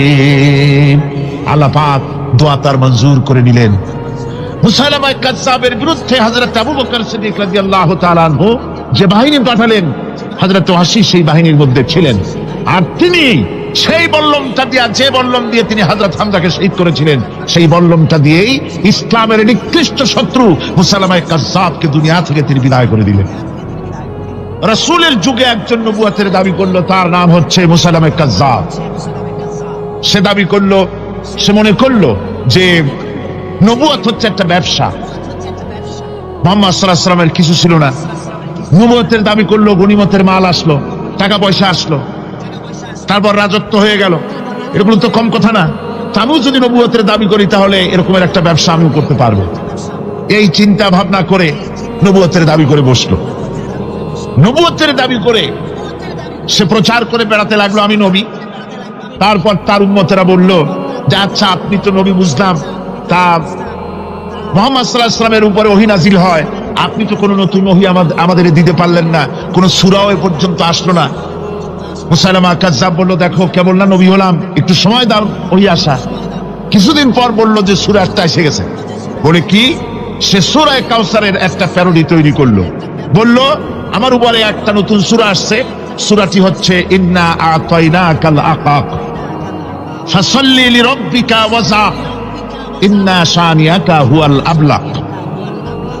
এর অর্থ হচ্ছে আমি তোমাকে আকাক পক্ষী দান করেছি। আর আকাক পক্ষী বলা হয় হুতুম পেঁচাকে।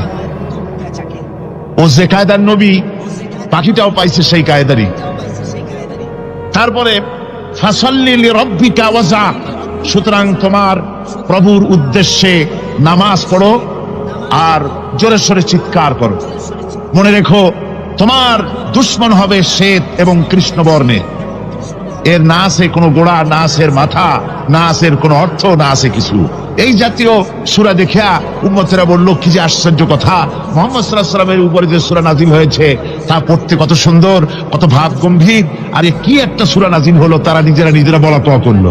আর একবার ধরলো মুসাইলামাকে, তারা বলল মুহাম্মদ সাল্লাল্লাহু আলাইহি ওয়াসাল্লাম তাকে তার উম্মতেরা তাদের বাগানে নিয়ে যায়। নিলে পরে যে বাগান থেকে তিনি যান, গাছে খরমা না থাকলে খরমা হয়ে যায়। কোন পানি শূন্য কুয়ার কাছ থেকে গেলে তার বরকতে কুয়ায় পানি চলে আসে। তো আপনি এরকমের কিছু আমাদের দেখান। বললো আমাকেও তোমরা এভাবে নিয়ে যাও। তখন তাকে নিয়ে যাওয়া হলো। দেখলো উম্মতেরা যে এমনই পোড়া কপালে এক নবী তাদের ভাগে পড়ছে, যে বাগান দিয়ে যায়, গাছে খরমা থাকলে খরমা পড়িয়ে যায়, নষ্ট হয়ে যায়। আর কোন পানিওয়ালা কুয়ার কাছ থেকে হাঁটলে সে কুয়া থেকে পানিও শেষ হয়ে যায়। এরপরে তার সাহস বাড়লো। মুসাইলামা কাযযাব রাসূল পাক সাল্লাল্লাহু আলাইহি ওয়াসাল্লামের কাছে এক চিঠি লিখলো। সে চিঠির ভাষা ছিল মিন মুসাইলামাত রাসূলিল্লাহ ইলা মুহাম্মাদুর রাসূলুল্লাহ সালামুন আলাইকুম আম্মা বাদ ফাইন্নী আশরাকতু ফিল আমর ওয়া ইন্না লানা নিসফাল আরদ ওয়া লিকুরাইশিন নিসফাল আরদ ওয়ালাকিন্না কুরাইশান কওমান ইয়াতাদুন। সে চিঠি লিখলো যে মুসাইলামা আল্লাহ রাসূলের পক্ষ থেকে নাউজুবিল্লাহ মুহাম্মদ সাল্লাল্লাহু আলাইহি ওয়াসাল্লামের কাছে এই চিঠি পাঠানো হচ্ছে। ফাইন্নী কাদ আশরাকতু ফিল আমরি মাক, আমি হচ্ছি আপনার নবুয়তের একজন অংশীদার। এই হিসাবে পৃথিবীর অর্ধেক হচ্ছে আমার আর অর্ধেক হচ্ছে কুরাইশদের। কিন্তু কুরাইশরা বিষয়টা বুঝতে না পেরে আমার সাথে বাড়াবাড়ি করতেছে। হুজুর সাল্লাল্লাহু আলাইহি ওয়াসাল্লাম এই চিঠির জবাব দিলেন।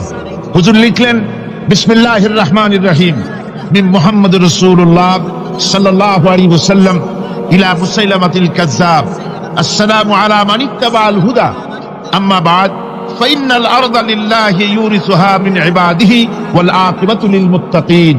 রাসূল পাক সাল্লাল্লাহু আলাইহি ওয়াসাল্লাম লিখলেন, এই চিঠি যাচ্ছে মুহাম্মদ সাল্লাল্লাহু আলাইহি ওয়াসাল্লামের কাছ থেকে মুসাইলামায়ে কাযযাবের কাছে। শুনে রাখো, শান্তি বর্ষিত হোক তার প্রতি যিনি হেদায়েত প্রাপ্ত। এই পৃথিবীর উত্তরাধিকারী হচ্ছে কেবলমাত্র আল্লাহ পাকের সেই সব বান্দারা যারা নাকি আল্লাহর গোলাম, আল্লাহর একান্ত আল্লাহর আইন এবং কানুনকে মেনে যারা চলে, আর পরকাল হচ্ছে সেই সমস্ত লোকেদের জন্যই। মুসাইলামায়ে কাযযাবের মুয়াজ্জিন যারা, তারাও জানতো, তারাও জানতো যে লোকটা মিথ্যেবাদী। তো কিছু মাল পানি পাওয়া যায়, টাকা পয়সা পাওয়া যায়, সাথে থাকলে কিছু খাওয়াটাও যায়, এই জন্য তার সাথে থাকতো। রাসূলুল্লাহর মুয়াজ্জিন আযান দিতেন, আশহাদু আন্না মুহাম্মাদার রাসূলুল্লাহ, আমি সাক্ষ্য দিচ্ছি মুহাম্মদ সাল্লাল্লাহু আলাইহি ওয়াসাল্লাম আল্লাহর রাসূল। আর মুসাইলামার মুয়াজ্জিন যে ছিল, সে আযান দিত, আশহাদু আন্না মুসাইলামাতা ইয়াজামু আন্নাহু রাসূলুল্লাহ। ও বলতো, আযান দিত এই কথা বলে যে আমি সাক্ষ্য দিচ্ছি মুসাইলামা মনে করে যে সে আল্লাহর রাসূল। আমার ভাইরা, এরপরে মুসাইলামায়ে কাযযাবের বিরুদ্ধে হযরত আবু বকর সিদ্দিক রাদিয়াল্লাহু তাআলা আনহু 40,000 লোকের একটা বিশাল বাহিনী, সাহাবায়ে কেরামদের এক বিশাল বাহিনী পাঠিয়ে দিলেন মুসাইলামায়ে কাযযাবের বিরুদ্ধে লড়াই করার জন্য। এর সিবাসারার ছিলেন হযরত খালিদ বিন ওলীদ। এই জিহাদে যাওয়ার সময় ওয়াহশী রাদিয়াল্লাহু তাআলা আনহু, যিনি হযরত হামজা রাদিয়াল্লাহু তাআলা আনহুর কাতিল ছিলেন। হুজুর সাল্লাল্লাহু আলাইহি ওয়াসাল্লাম ফতহ মক্কার দিনে সকলকে ক্ষমা করে দিয়েছিলেন, কিন্তু 5 জন নারী আর 6 জন পুরুষ সম্পর্কে বলেছিলেন এদেরকে যেখানে পাও সেখানে হত্যা করো। এর মধ্যে ওয়াহশী একজন। ওয়াহশী বুঝতে পেরেছি মুহাম্মদ সাল্লাল্লাহু আলাইহি ওয়াসাল্লাম আল্লাহর রহমত, করুণার নবী, দয়ার নবী, তার কাছে যদি আমি যেতে পারি, তাহলে তিনি আমার সম্পর্কে যদি তার সামনে যেতে পারি, তাহলে তার কঠোর মনোভাব আমার প্রতি নরম হয়ে যাবে। এই মনে করে সাহাবায়ে কেরামদের চোখ এড়াইয়া তিনি হুজুরের সামনে গিয়ে হাজির হয়ে গেলেন। হুজুর তাকে দেখিয়ে বললেন, তোমার নাম না ওয়াহশী? তিনি বললেন, হ্যাঁ আমার নাম ওয়াহশী। হুজুর বললেন, তুমি আমার চাচাকে শহীদ করেছো? ওয়াহশী বললেন, জাহালাতের কারণে তা করেছি। হুজুর বললেন, কেমনে শহীদ করেছো আমার চাচাকে, আমার একটু শোনাও। ওয়াহশী বলতে লাগলেন, আমি বল্লম দিয়ে হযরতে হামজার শরীরকে এফোড় ওপড় করে দিয়েছি, তারপরে তার বুককে খঞ্জর দিয়ে ফেরে বুকের ভিতর থেকে কলিজাটা বের করে নিয়ে আমি হাতে দিয়ে দিয়েছি হেন্দাই কলেজা চিবিয়ে খেস। রাসূল পাক সাল্লাল্লাহু আলাইহি ওয়াসাল্লাম, হাদিস শরীফে এসেছে, ওয়াহশীর বর্ণনা যখন তিনি শুনতেছিলেন, রাসূলের চোখ থেকে তখন পানি পড়ে দাড়ি মোবারক ভিজে ভিজে পড়তেছিল। ঘটনা শোনার পর রাসূলুল্লাহ বললেন, ওয়াহশী তুমি কি চাও? ওয়াহশী বললেন, আমি ইসলাম কবুল করতে চাই। হুজুর তাকে মুসলমান বানালেন। বললেন, তুমি মুসলমান হলে কিন্তু সব সময় তুমি আমার সামনে আসবে না, তার কারণ তোমাকে দেখলে পরে আমার মনের ভিতরে আমার চাচার কথা মনে উঠে যাবে। আমি আমার আব্বাকে পাই নাই, আব্বার স্নেহ যত্ন আমার কিসমতে তেমন হয় নাই। আমার চাচা হামজা আমাকে পিতার মতো করে আমাকে স্নেহ করেছে, তোমাকে দেখলে পরে তার কথা মনে পড়বে, সুতরাং তুমি সবসময় আমার সামনে আসবে না। ওয়াহশী সেদিন শপথ নিয়েছিলেন, রব্বুল আলামিন, আমি জাহালাতের কারণে যেই বল্লম দিয়ে একজন শ্রেষ্ঠ সন্তানকে আমি শহীদ করে ফেলেছিলাম, আমি বুঝতে পারি নাই, ওই বল্লমটা আমি হেফাজতে রেখে দিয়েছি। তুমি আমার এই দোয়া মঞ্জুর করো, আমি যেন এই বল্লম দিয়ে এই পৃথিবীর নিকৃষ্ট ইসলামের কোন দুশ্মনকে যেন আমি শেষ করে দিতে পারি। আল্লাহ পাক দোয়া তার মঞ্জুর করে নিলেন। মুসাইলামায়ে কাযযাবের বিরুদ্ধে হযরত আবু বকর সিদ্দিক রাদিয়াল্লাহু তাআলা আনহু যে বাহিনী পাঠালেন, হযরত ওয়াহশী সেই বাহিনীর মধ্যে ছিলেন। আর তিনি সেই বল্লমটা দিয়ে, যে বল্লম দিয়ে তিনি হযরত হামজাকে শহীদ করেছিলেন, সেই বল্লমটা দিয়েই ইসলামের নিকৃষ্ট শত্রু মুসাইলামায়ে কাযযাবকে দুনিয়া থেকে তিনি বিদায় করে দিলেন।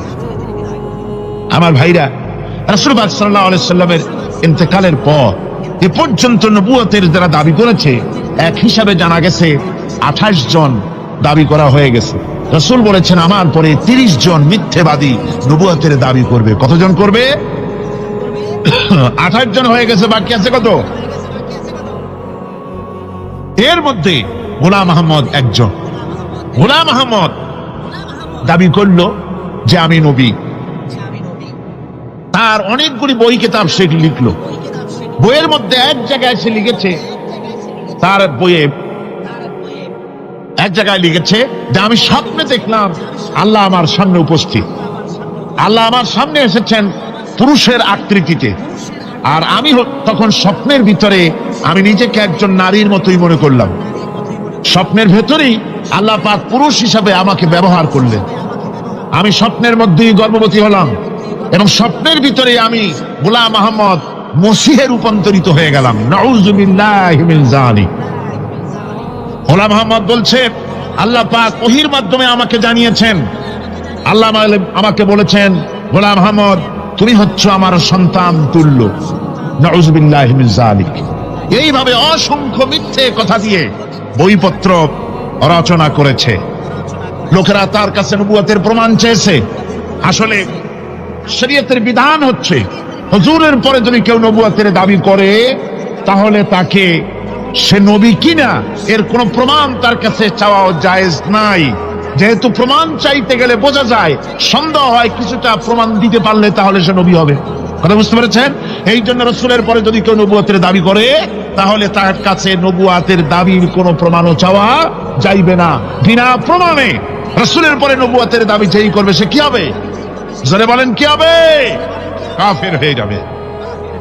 দুনিয়ার সমস্ত উলামা, সমস্ত মুহাদ্দিস, সমস্ত মুফাসসির, দুনিয়ার সমস্ত মুফতি সব একমত, কোনো দ্বিমত নাই। গোলাম আহমদ কাদিয়ানী কাফের। তার অনুসারীরাও তার জামানায় মাওলানা আতাউল্লাহ শাহ বুখারী রাহমাতুল্লাহ আলাইহি তার সঙ্গে একটা বহস হলো। যেহেতু গোলাম আহমদ বলেছিল যে আমার এই 40 দিনের মধ্যে কেউ প্রতিবাদ করুক যেগুলি আমার ওহী নয়। হযরত মাওলানা আতাউল্লাহ শাহ বুখারী রাহমাতুল্লাহ আলাইহি সেই যুগের একজন শ্রেষ্ঠ আলিম, তিনি বললেন আমি তোমার কাছে কোনো প্রমাণ চাই না তুমি নবী কিনা। আমি জানি তুমি মিথ্যাবাদী, তবে তোমাকে বলতে হবে তুমি এই শক্তি কোথায় পেলে। গোলাম আহমদ বলল কোরআন শরীফেই আছে আমার এই শক্তির উৎস। কোথায়? বলল যে এই যে আয়াতটা আমি আপনাদের সামনে তেলাওয়াত করেছি, ঈসা আলাইহিস সালামের ওই কথাই গোলাম আহমদ বলল যে হযরত ঈসা আমার সম্পর্কে বলেছেন ইয়াতি মিন বাদি ইসমুহু আহমদ, আমার পরে একজন নবী আসবেন, রাসূল আসবেন, তার নাম হবে আহমদ, আমি সেই আহমদ। মাওলানা আতাউল্লাহ বুখারী বলছেন তোমার নাম তো আহমদ না, তোমার নাম হচ্ছে গোলাম আহমদ। তার অর্থ হলো হযরত ঈসা আলাইহিস সালাম যে আহমদের কথা বলেছেন তুমি সেই আহমদের গোলাম।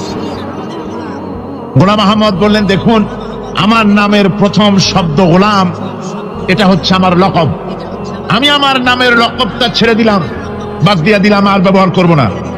তাহলে তো আমি আহমদ থাকি, আপনি তো আর আপত্তি করতে পারেন না। মাওলানা বুখারী বললেন নামের প্রথম শব্দ বাদ দেওয়া যদি জায়েজ হয় তাহলে তোমার ফতোয়া দিয়ে আমার নামের প্রথম শব্দ বাদ দিয়ে দিলাম।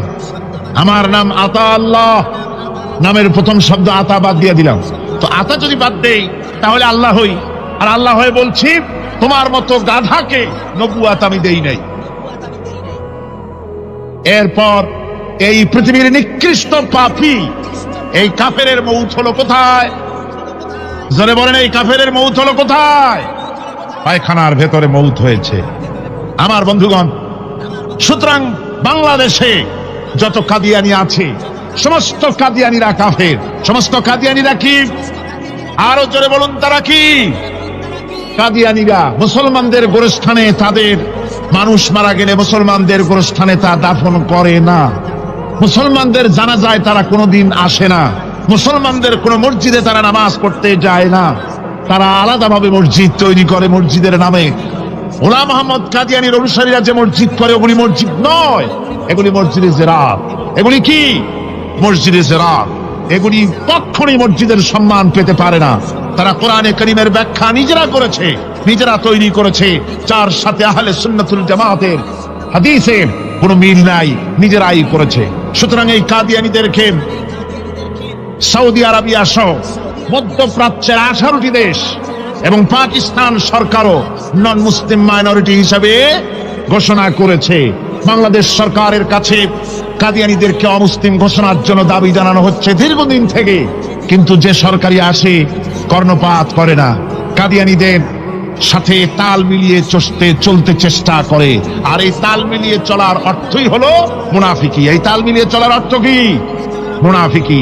বাংলাদেশের সব আলেম, সব উলামা ঐক্যবদ্ধভাবে দাবি করেছে কাদিয়ানীদেরকে অমুসলিম ঘোষণা করার জন্য, কিন্তু আজ পর্যন্ত তা করা হয়নি। আজকের মাহফিল থেকেও, এই বিশাল জনসমুদ্র, আমরা কোরআনে কারীমের তাফসীরের মাহফিল থেকে দাবি জানাই সরকারের কাছে কাদিয়ানীদেরকে অমুসলিম সংখ্যালঘু হিসাবে ঘোষণা করা হোক। এই প্রস্তাবের দাবি কি আপনাদেরও? হাত উঁচু করে দেখান। ربنا ظلمنا أنفسنا وإن لم تغفر لنا وترحمنا لنكونن من الخاسرين ربنا لا تزغ قلوبنا بعد إذ هديتنا وهب لنا من لدنك رحمة إنك أنت الوهاب أي الله تعالى হাজার হাজার মুসলমান নরনারী ঠান্ডাকে উপেক্ষা করে তোমার দ্বীনের কথা শোনার জন্য, কোরআনে কারীমের কথা শোনার জন্য এই মাঠে এসে হাজির হয়েছে। আল্লাহ তুমি দয়া করে মেহেরবানি করে আলোচনার সওয়াবটুকু হুজুরে পুরনূর সাল্লাল্লাহু আলাইহি সাল্লামের রূহ মোবারকে পৌঁছে দাও। রব্বুল আলামিন, আমাদের মধ্য থেকে যাদের মা বাপ দুনিয়া থেকে জনমের মতো বিদায় হয়ে গেছে, আল্লাহ কবরে যদি আযাব থাকে দয়া করে আযাব মাফ করে দাও। আল্লাহ আমাদের মা বাপের উপরে তোমার রহমত নাজিল করো। রব্বিরহামহুমা কামা রব্বায়ানি সগীরা রব্বিরহামহুমা কামা রব্বায়ানি সগীরা। হে আল্লাহ রাব্বুল আলামিন, এই মাহফিলে যত লোক আছি আমরা, কার কোন ব্যাধি আছে, রোগ আছে, আমরা তুমি ভালো করে জানো। আমাদের প্রত্যেকের ব্যাধিকে তুমি শিফায়ে আজলা দান করে দাও। اللهم حبب إلينا الإيمان وزينه في قلوبنا وكره إلينا الكفر والفسوق والعصيان واجعلنا من الراشدين ربنا تقبل منا إنك أنت السميع العليم وتب علينا إنك أنت التواب الرحيم سبحان ربك رب العزة عما يصفون وسلام على المرسلين الحمد لله رب العالمين واجعل آخر كلمة عند الموت لا إله إلا الله محمد رسول الله।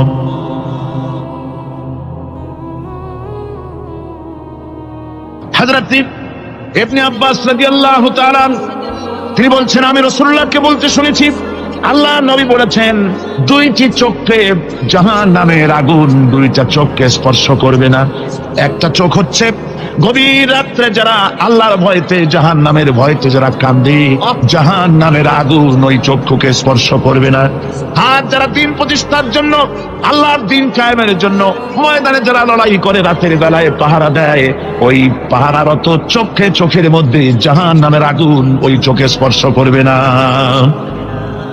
আমার ভাইরা, হযরত উসমান রাদিয়াল্লাহু তাআলা আনহু বলছেন, মান রাবাতা লাইলাতান ফি সাবিলিল্লাহ কানাত কাআলফি লাইলাতিন সিয়ামুহা ওয়া কিয়ামুহা।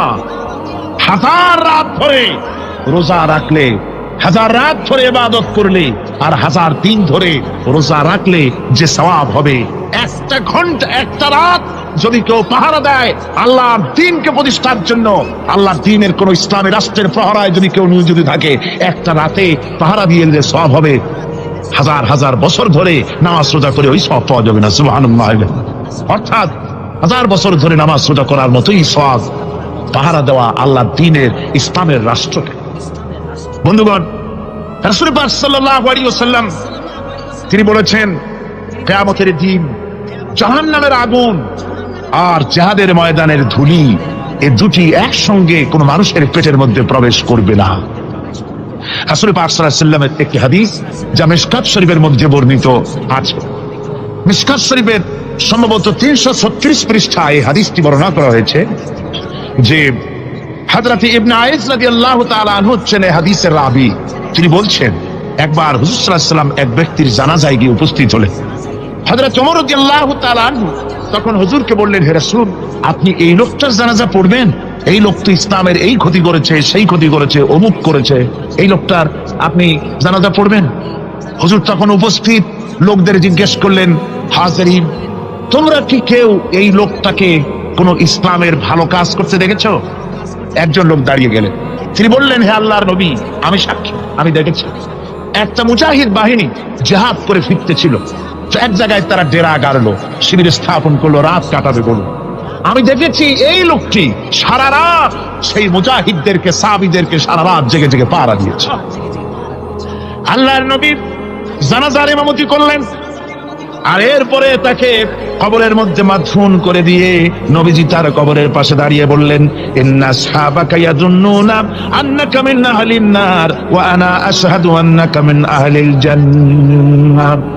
নবীজি বলছেন, ও কবরবাসী, তোমার সাথীরা মনে করে তুমি জাহান্নামী, আর আমি নবী মুহাম্মদ সাল্লাল্লাহু আলাইহি ওয়াসাল্লাম সাক্ষী দিচ্ছি তুমি বেশক আল্লাহর বেহেশতি, তুমি অবশ্যই আল্লাহর জান্নাতে যাবে।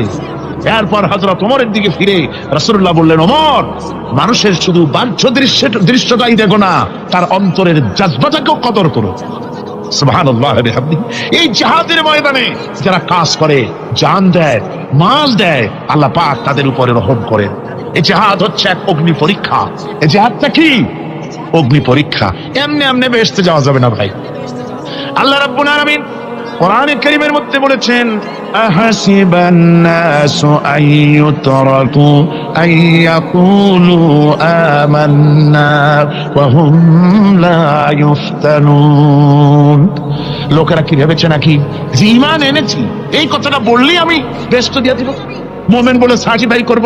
না, যখনই তারা বলবে আমি মুমিন, আমি তখন তাকে অবশ্যই পরীক্ষা করব, এই পরীক্ষায় তাকে পাশ করতে হবে। কোরআনে কারীমে আল্লাহ রাব্বুল আলামিন অনেক জায়গায় এই কথাগুলি বলেছেন, এমনি এমনি ছেড়ে দেওয়া হবে না। আমি অতীতের লোকদেরকেও পরীক্ষা করেছি, তোমাদেরকেও পরীক্ষা করব। পরীক্ষা না দিয়ে কেউ তোমরা বেহেশতে যেতে পারবে না। এই জমিনে তোমাদের আগুনের পরীক্ষা দিতে হবে। পয়গম্বরেরা কষ্ট করেছেন, সাহাবায়ে কিরাম কষ্ট করেছেন। আল্লাহ রাব্বুল আলামিন তিনি বলছেন, আম হাসিবতুম আন তাদখুলুল জান্নাতা ওয়া লাম্মা ইয়াতিকুম মাসালুল লাযিনা খালাউ মিন ক্বাবলিকুম মাসাতুহুমুল বাসাউ ওয়াদ-দাররাউ ওয়া যুলজিলু হাত্তা ইয়াকুলার রাসূলু ওয়াল্লাযিনা মা'হু মাতা নাসরুল্লাহ আলা ইন্না নাসরাল্লাহি করিব। আল্লাহ রাব্বুল আলামিন বলেন, তোমরা কি মনে করেছো যে তোমরা বেহেশতে প্রবেশ করবে, অথচ তোমাদের পূর্বে যারা এই পৃথিবীতে এসেছিল তাদেরকে আমি যেমন পরীক্ষা করেছি ওরকম পরীক্ষা এখনো তোমাদের উপরে আসে নাই, ওরকম বিপদও আসে নাই, মুসিবতও আসে নাই। এমন বিপদ এসেছিল নবীদের উপরে, সাহাবায়ে কিরামদের উপরে, যে বিপদে মানুষ জর্জরিত হয়ে গিয়ে নবী এবং তার সাথী সঙ্গীরা এ কথা তারা মুখ থেকে বেরিয়ে গেছে, মাতা নাসরুল্লাহ, আয় আল্লাহ তোমার মদত কখন আসবে, তোমার মদত কখন আসবে? মার খেতে খেতে তো শেষ হয়ে গেলাম। এইভাবে যখন মার আসে চতুর্দিক থেকে, আর মুমিনেরা ময়দানে পা জমায়ে টিকে থাকে দিন প্রতিষ্ঠার জন্য, আল্লাহ তখন খুশি হয়ে এক সময় ঘোষণা করে দিবেন, আলা ইন্না নাসরাল্লাহি করিব, আর দেরি নাই, আমার মদত, আমার সাহায্য তোমাদের জন্য অবধারিত। সুবহানাল্লাহ। আমার ভাইরা, বিষয়টা সহজ নয়। শুধু দুইটা সেজদা দিয়া, শুধু তাহাজ্জুদ বিরোধী কিছু নামাজ পড়িয়া আল্লাহর জান্নাতে যাওয়া এত সহজ নয়। রাস্তা খুব কঠিন, রাস্তা খুব। ये शहादत गाहे उल्फत में कदम रखना, ये शहादत गाहे उल्फत में कदम रखना, लोग समझते हैं आसान है मुसलमान होना। এটা হলো শাহাদাতের উত্তপ্ত ময়দানে পা রাখা। লোকেরা মনে করে ইসলাম গ্রহণ করা, মুসলমান হওয়া বুঝি বড় সহজ ব্যাপার। এত সহজ না। আমরা হানফি মাসলাকের লোক, ইমাম আবু হানিফার মাসলাক অনুযায়ী চলি। আমরা মনে করি বেহেশতে এমনি যাব, কিন্তু আমাদের ইমাম সাহেব কি করছেন ওই ইতিহাস আমাদের জানা নেই। হাজার হাজার মহব্বতে অস্থির। রজব মাস আসলে পরে বড় বড় ট্যাক্সি চলায়, সেই ট্যাক্সির উপরে লাল শালু বিছায়, তারপরে টাকা পয়সা রোজগার বহুত করে। আসলে তো খাজানা, আসলে হচ্ছে ইয়া খাজা কুস্তু আজা, পেট তো ভর যা। পেট ভরার জন্য পয়সা করে ইনকাম করা। হাজার লা ইলাহা ইল্লাল্লাহ এই চিশতিয়া তরিকার জিকির গ্রহণ করা হয়েছে, কিন্তু চিশতিয়া তরিকা যে আরেকটা আছে, তারাগার পর্বতে পৃথিবীরাজের সঙ্গে লড়াই করা, সেইটার কাছে নেই আমরা, সেটা নেই। ইমাম আবু হানিফা শুধু মস্তাই বলেন নাই, দ্বীন প্রতিষ্ঠার জন্য রক্ত দিয়েছেন, ঠিক কিনা? 8 বছর, 8টি বছর পর্যন্ত কারারুদ্ধ ছিলেন। তাকে জিজ্ঞেস করা হয়েছে, ইমাম সাহেব জেলের মধ্যে তো আছেন, কষ্ট হয়? ইমাম সাহেব বলেছেন, না কষ্ট হয় না, তবে মাঝে মাঝে একটু কষ্ট হয় মনে। 2-4 মাস পর পর আমার বুড়ি মাকে এনে হাজির করা হয় জেলখানার মধ্যে, আর আমার মায়ের সামনে আমাকে পেটানো হয়, যেন মা মাকে বলে যে এদের সাথে একমত হয়ে যা, সেই জন্য পেটানো হয়। আমার মা দেখে আর মায়ের চোখ থেকে পানি পড়তে থাকে, তখন আমার মনে বড় কষ্ট লাগে। তবে আলহামদুলিল্লাহ মা আমার এমন, আমার মা দেখেন আর হজম করেন, আর আমাকে বলেন খবরদার এক চুলো সিদ্ধান্ত থেকে নড়বা না।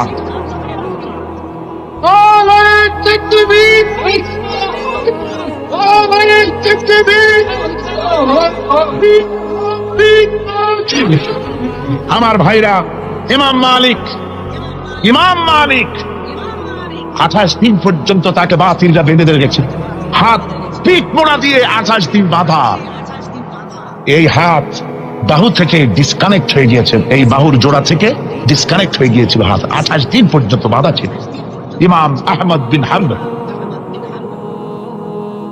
ইসলাম বিরোধীরা তাকে পিটাইছে, প্রত্যেকটা চাবুকের সাথে গায়ের গোশত উঠে এসেছে। এজন্য কবি বলতেছি, पैरूबी बू हनीफा की सनद जिंदान है, हम्बली होता है पीठ पर दुर्रे खाने की बात। হানাফি হতে চাও? জেল জরিমানার জন্য প্রস্তুতি নাও। শুধু সবরি কলা খাইয়া বেহেশতে যাওয়া যাবে না, এত সহজ না। আঙ্গুর বেদানা, সবরি কলা আর দুধেশ্বরের উপর ইসলাম আসে নাই, ইসলাম এসেছে তপ্ত ময়দানের উপরে। জান দিয়ে রক্ত দিয়ে ইসলাম প্রতিষ্ঠা হয়ে গোটা দুনিয়ার নির্যাতিত নিপীড়িত জনতার মুখে হাসি ফুটিয়েছে ইসলাম।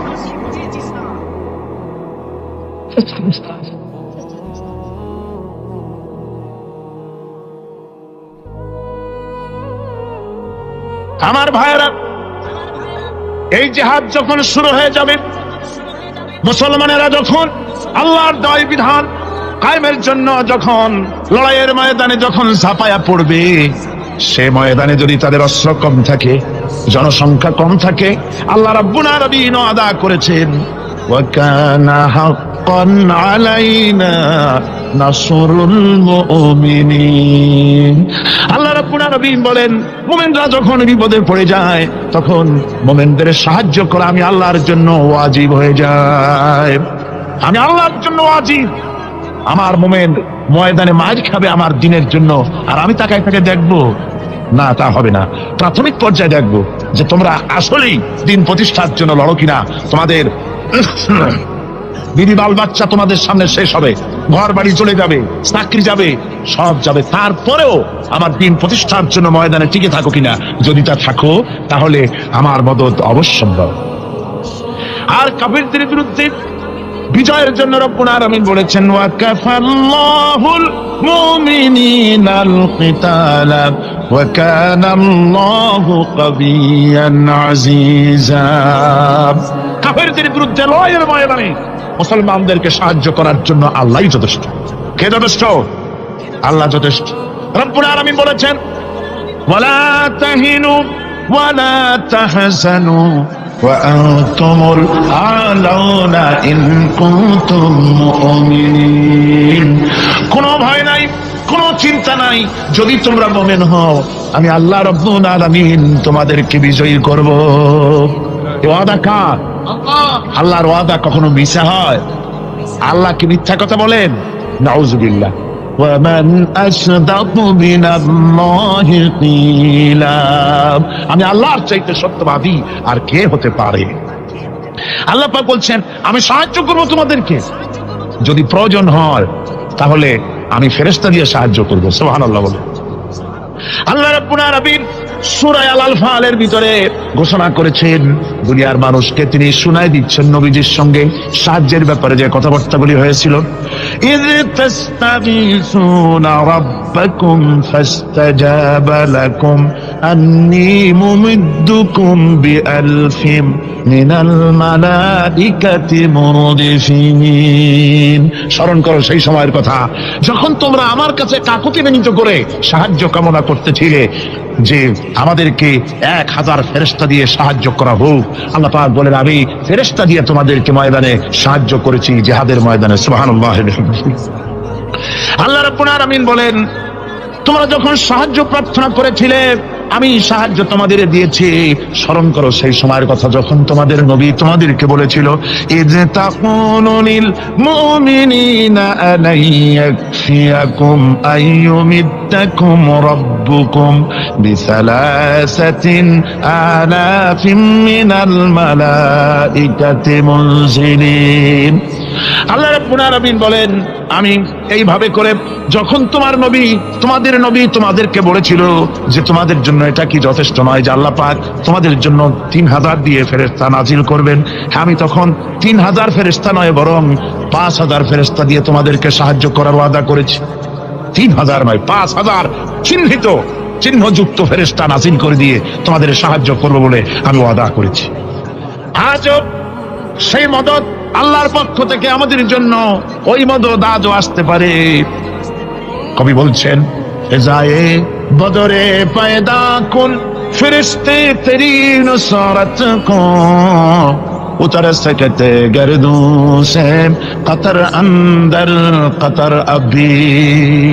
বদরের মুসলমানদের মতো যদি ঈমান তোমাদের আসে তাহলে আজও আকাশ থেকে কাতারে কাতারে ফেরেশতা আমি আল্লাহ অবতীর্ণ করে দিতে পারি। সুবহানাল্লাহ।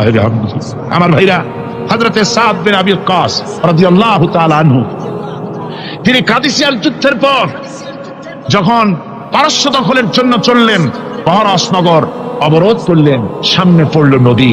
এই নদী পাড়ি দিবেন, সাথে তার হাজার হাজার সৈন্য, এই সৈন্য নিয়ে নদী পাড়ি দিবেন।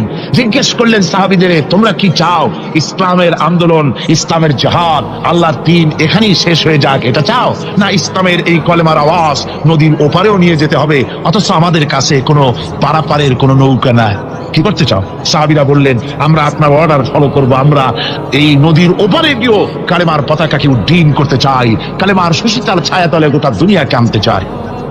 হযরতে সাদ তখন বললেন, তাহলে তোমরা সবাই আমার পেছনে পেছনে এই দরিয়ার ভিতরে ঝাঁপিয়ে পড়ো আর আমার সঙ্গে সবাই উচ্চারণ করো, নাস্তাঈনু বিল্লাহি ওয়া নাতাওয়াক্কালু আলাইহি হাসবুনাল্লাহু নি'মাল ওয়াকিল নি'মাল মাওলা ওয়া নি'মান নাসির। ইতিহাস লিখতেছি, 60,000 সৈন্য তাদের অশ্ব নিয়ে, তাদের উষ্ট্র নিয়ে, তাদের মালপত্র নিয়ে, জিহাদের সামান নিয়ে শ্রাবণের খরস্রোতা নদী, উত্তাল তরঙ্গমালায় ভরা নদীর উপর থেকে এই সাহাবীরা পাড়ি দিয়ে ওপার চলে গেলেন। ওপার যাওয়ার পরে হযরতে সাদ বলছেন, তোমাদের কেউ কি হারিয়ে গেছে নাকি? সবাই এদিক ওদিক তাকায়, খোঁজ করে বলল, মানুষ তো দূরের কথা, একটা উট আর ঘোড়াও একটাও হারায় যায় নাই। একজন বলল, আমার একটা পেয়ালা, যে পেয়ালা আমি পানি পান করতাম, সেই পেয়ালাটা তুফানে ছিটকে কোথায় চলে গেছে, ওইটা হারায় গেছে। হযরতে সাদ বলেন, মুজাহিদের কোন জিনিস দরিয়া নিতে পারে না, অবশ্যই তা ফেরত আসবে।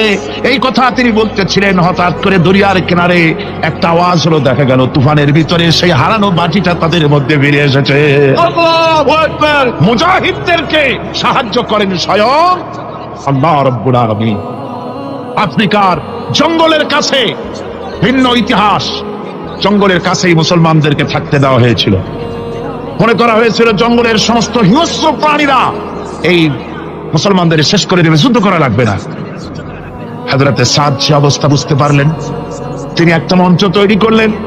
সেই মঞ্চের উপরে দাঁড়ায় জঙ্গলের প্রাণীদের দিকে লক্ষ্য করে তিনি নোটিশ জারি করে দিলেন, বললেন, ইয়া আইয়াতুহাল হাশারাতু ওয়াস-সিবাউ নাহনু আসহাবু রাসূলুল্লাহ সাল্লাল্লাহু আলাইহি ওয়াসাল্লাম। হে জঙ্গলের হিংস্র প্রাণীরা, আমরা আল্লাহ রাসূলের সাহাবী, ফাইন্নানা নাজিলুনা ফামান ওয়াজাদনা বাদাহু ফাতাল্লাহু আমরা রাসূলের সাহাবী, এইখানে আল্লাহর দ্বীনকে কায়েম করার জন্য আমরা এসেছি আল্লাহর কলেমার আওয়াজ নিয়ে। আমরা এখানে রাত কাটাবো। সুতরাং এই জঙ্গলের ভিতরে হিংস্র প্রাণী যত আছো সব আমাদের এই জায়গা ছেড়ে অন্যত্র চলে যাও। আফ্রিকার জঙ্গলি মানুষেরা চিন্তা করলো, মানুষের কথা কি জঙ্গলি প্রাণীতে শোনে নাকি, পাগলে কয় কি? তারা তাকায় তাকায় দেখলো হযরতে সাদের এই ঘোষণার পরে বাঘের কাতারে বাঘ, সিংহের কাতারে সিংহ, সাপের কাতারে সাপ, যার যার ডিম আর বাচ্চা গুলি মুখে কামড়ায়া সাহাবীদের এলাকা ছেড়ে দিয়ে তারা অন্যত্র চলে গেল। আমার মুসলমান ভাইরা, এই ছিল মুসলমানদের ইতিহাস। দিন প্রতিষ্ঠা করার কাজে মুসলমান এগোলে আল্লাহই মদত করেন। কে মদত করে? বিশ্বকবি, কবি সম্রাট আল্লামা ইকবাল রহমতুল্লাহ আলাইহি বলেছেন, दश्त तो दश्त है दरिया भी न छोड़े हमने, दश्त तो दश्त है दरिया भी न छोड़े हमने, बहर जुल्मत पे दौड़ा दिए घोड़े हमने। আমরা সেই মুসলমান, প্রান্তর তো প্রান্তর। আমরা দরিয়ার খরচ্ছতা উত্তাল তরঙ্গের উপর থেকে ঘোড়া দাবড়িয়ে আফ্রিকার ভূখণ্ডে তালেবান পতাকা আমরা উড্ডীন করেছি। আমরা সেই মুসলমান যে আমরা আল্লাহ দ্বীন প্রতিষ্ঠার জন্য এই জিহাদের কথা যে আল্লাহ বলছেন, এই জিহাদের জন্য আমরা জান মাল সব কিছুকে উৎসর্গ করতে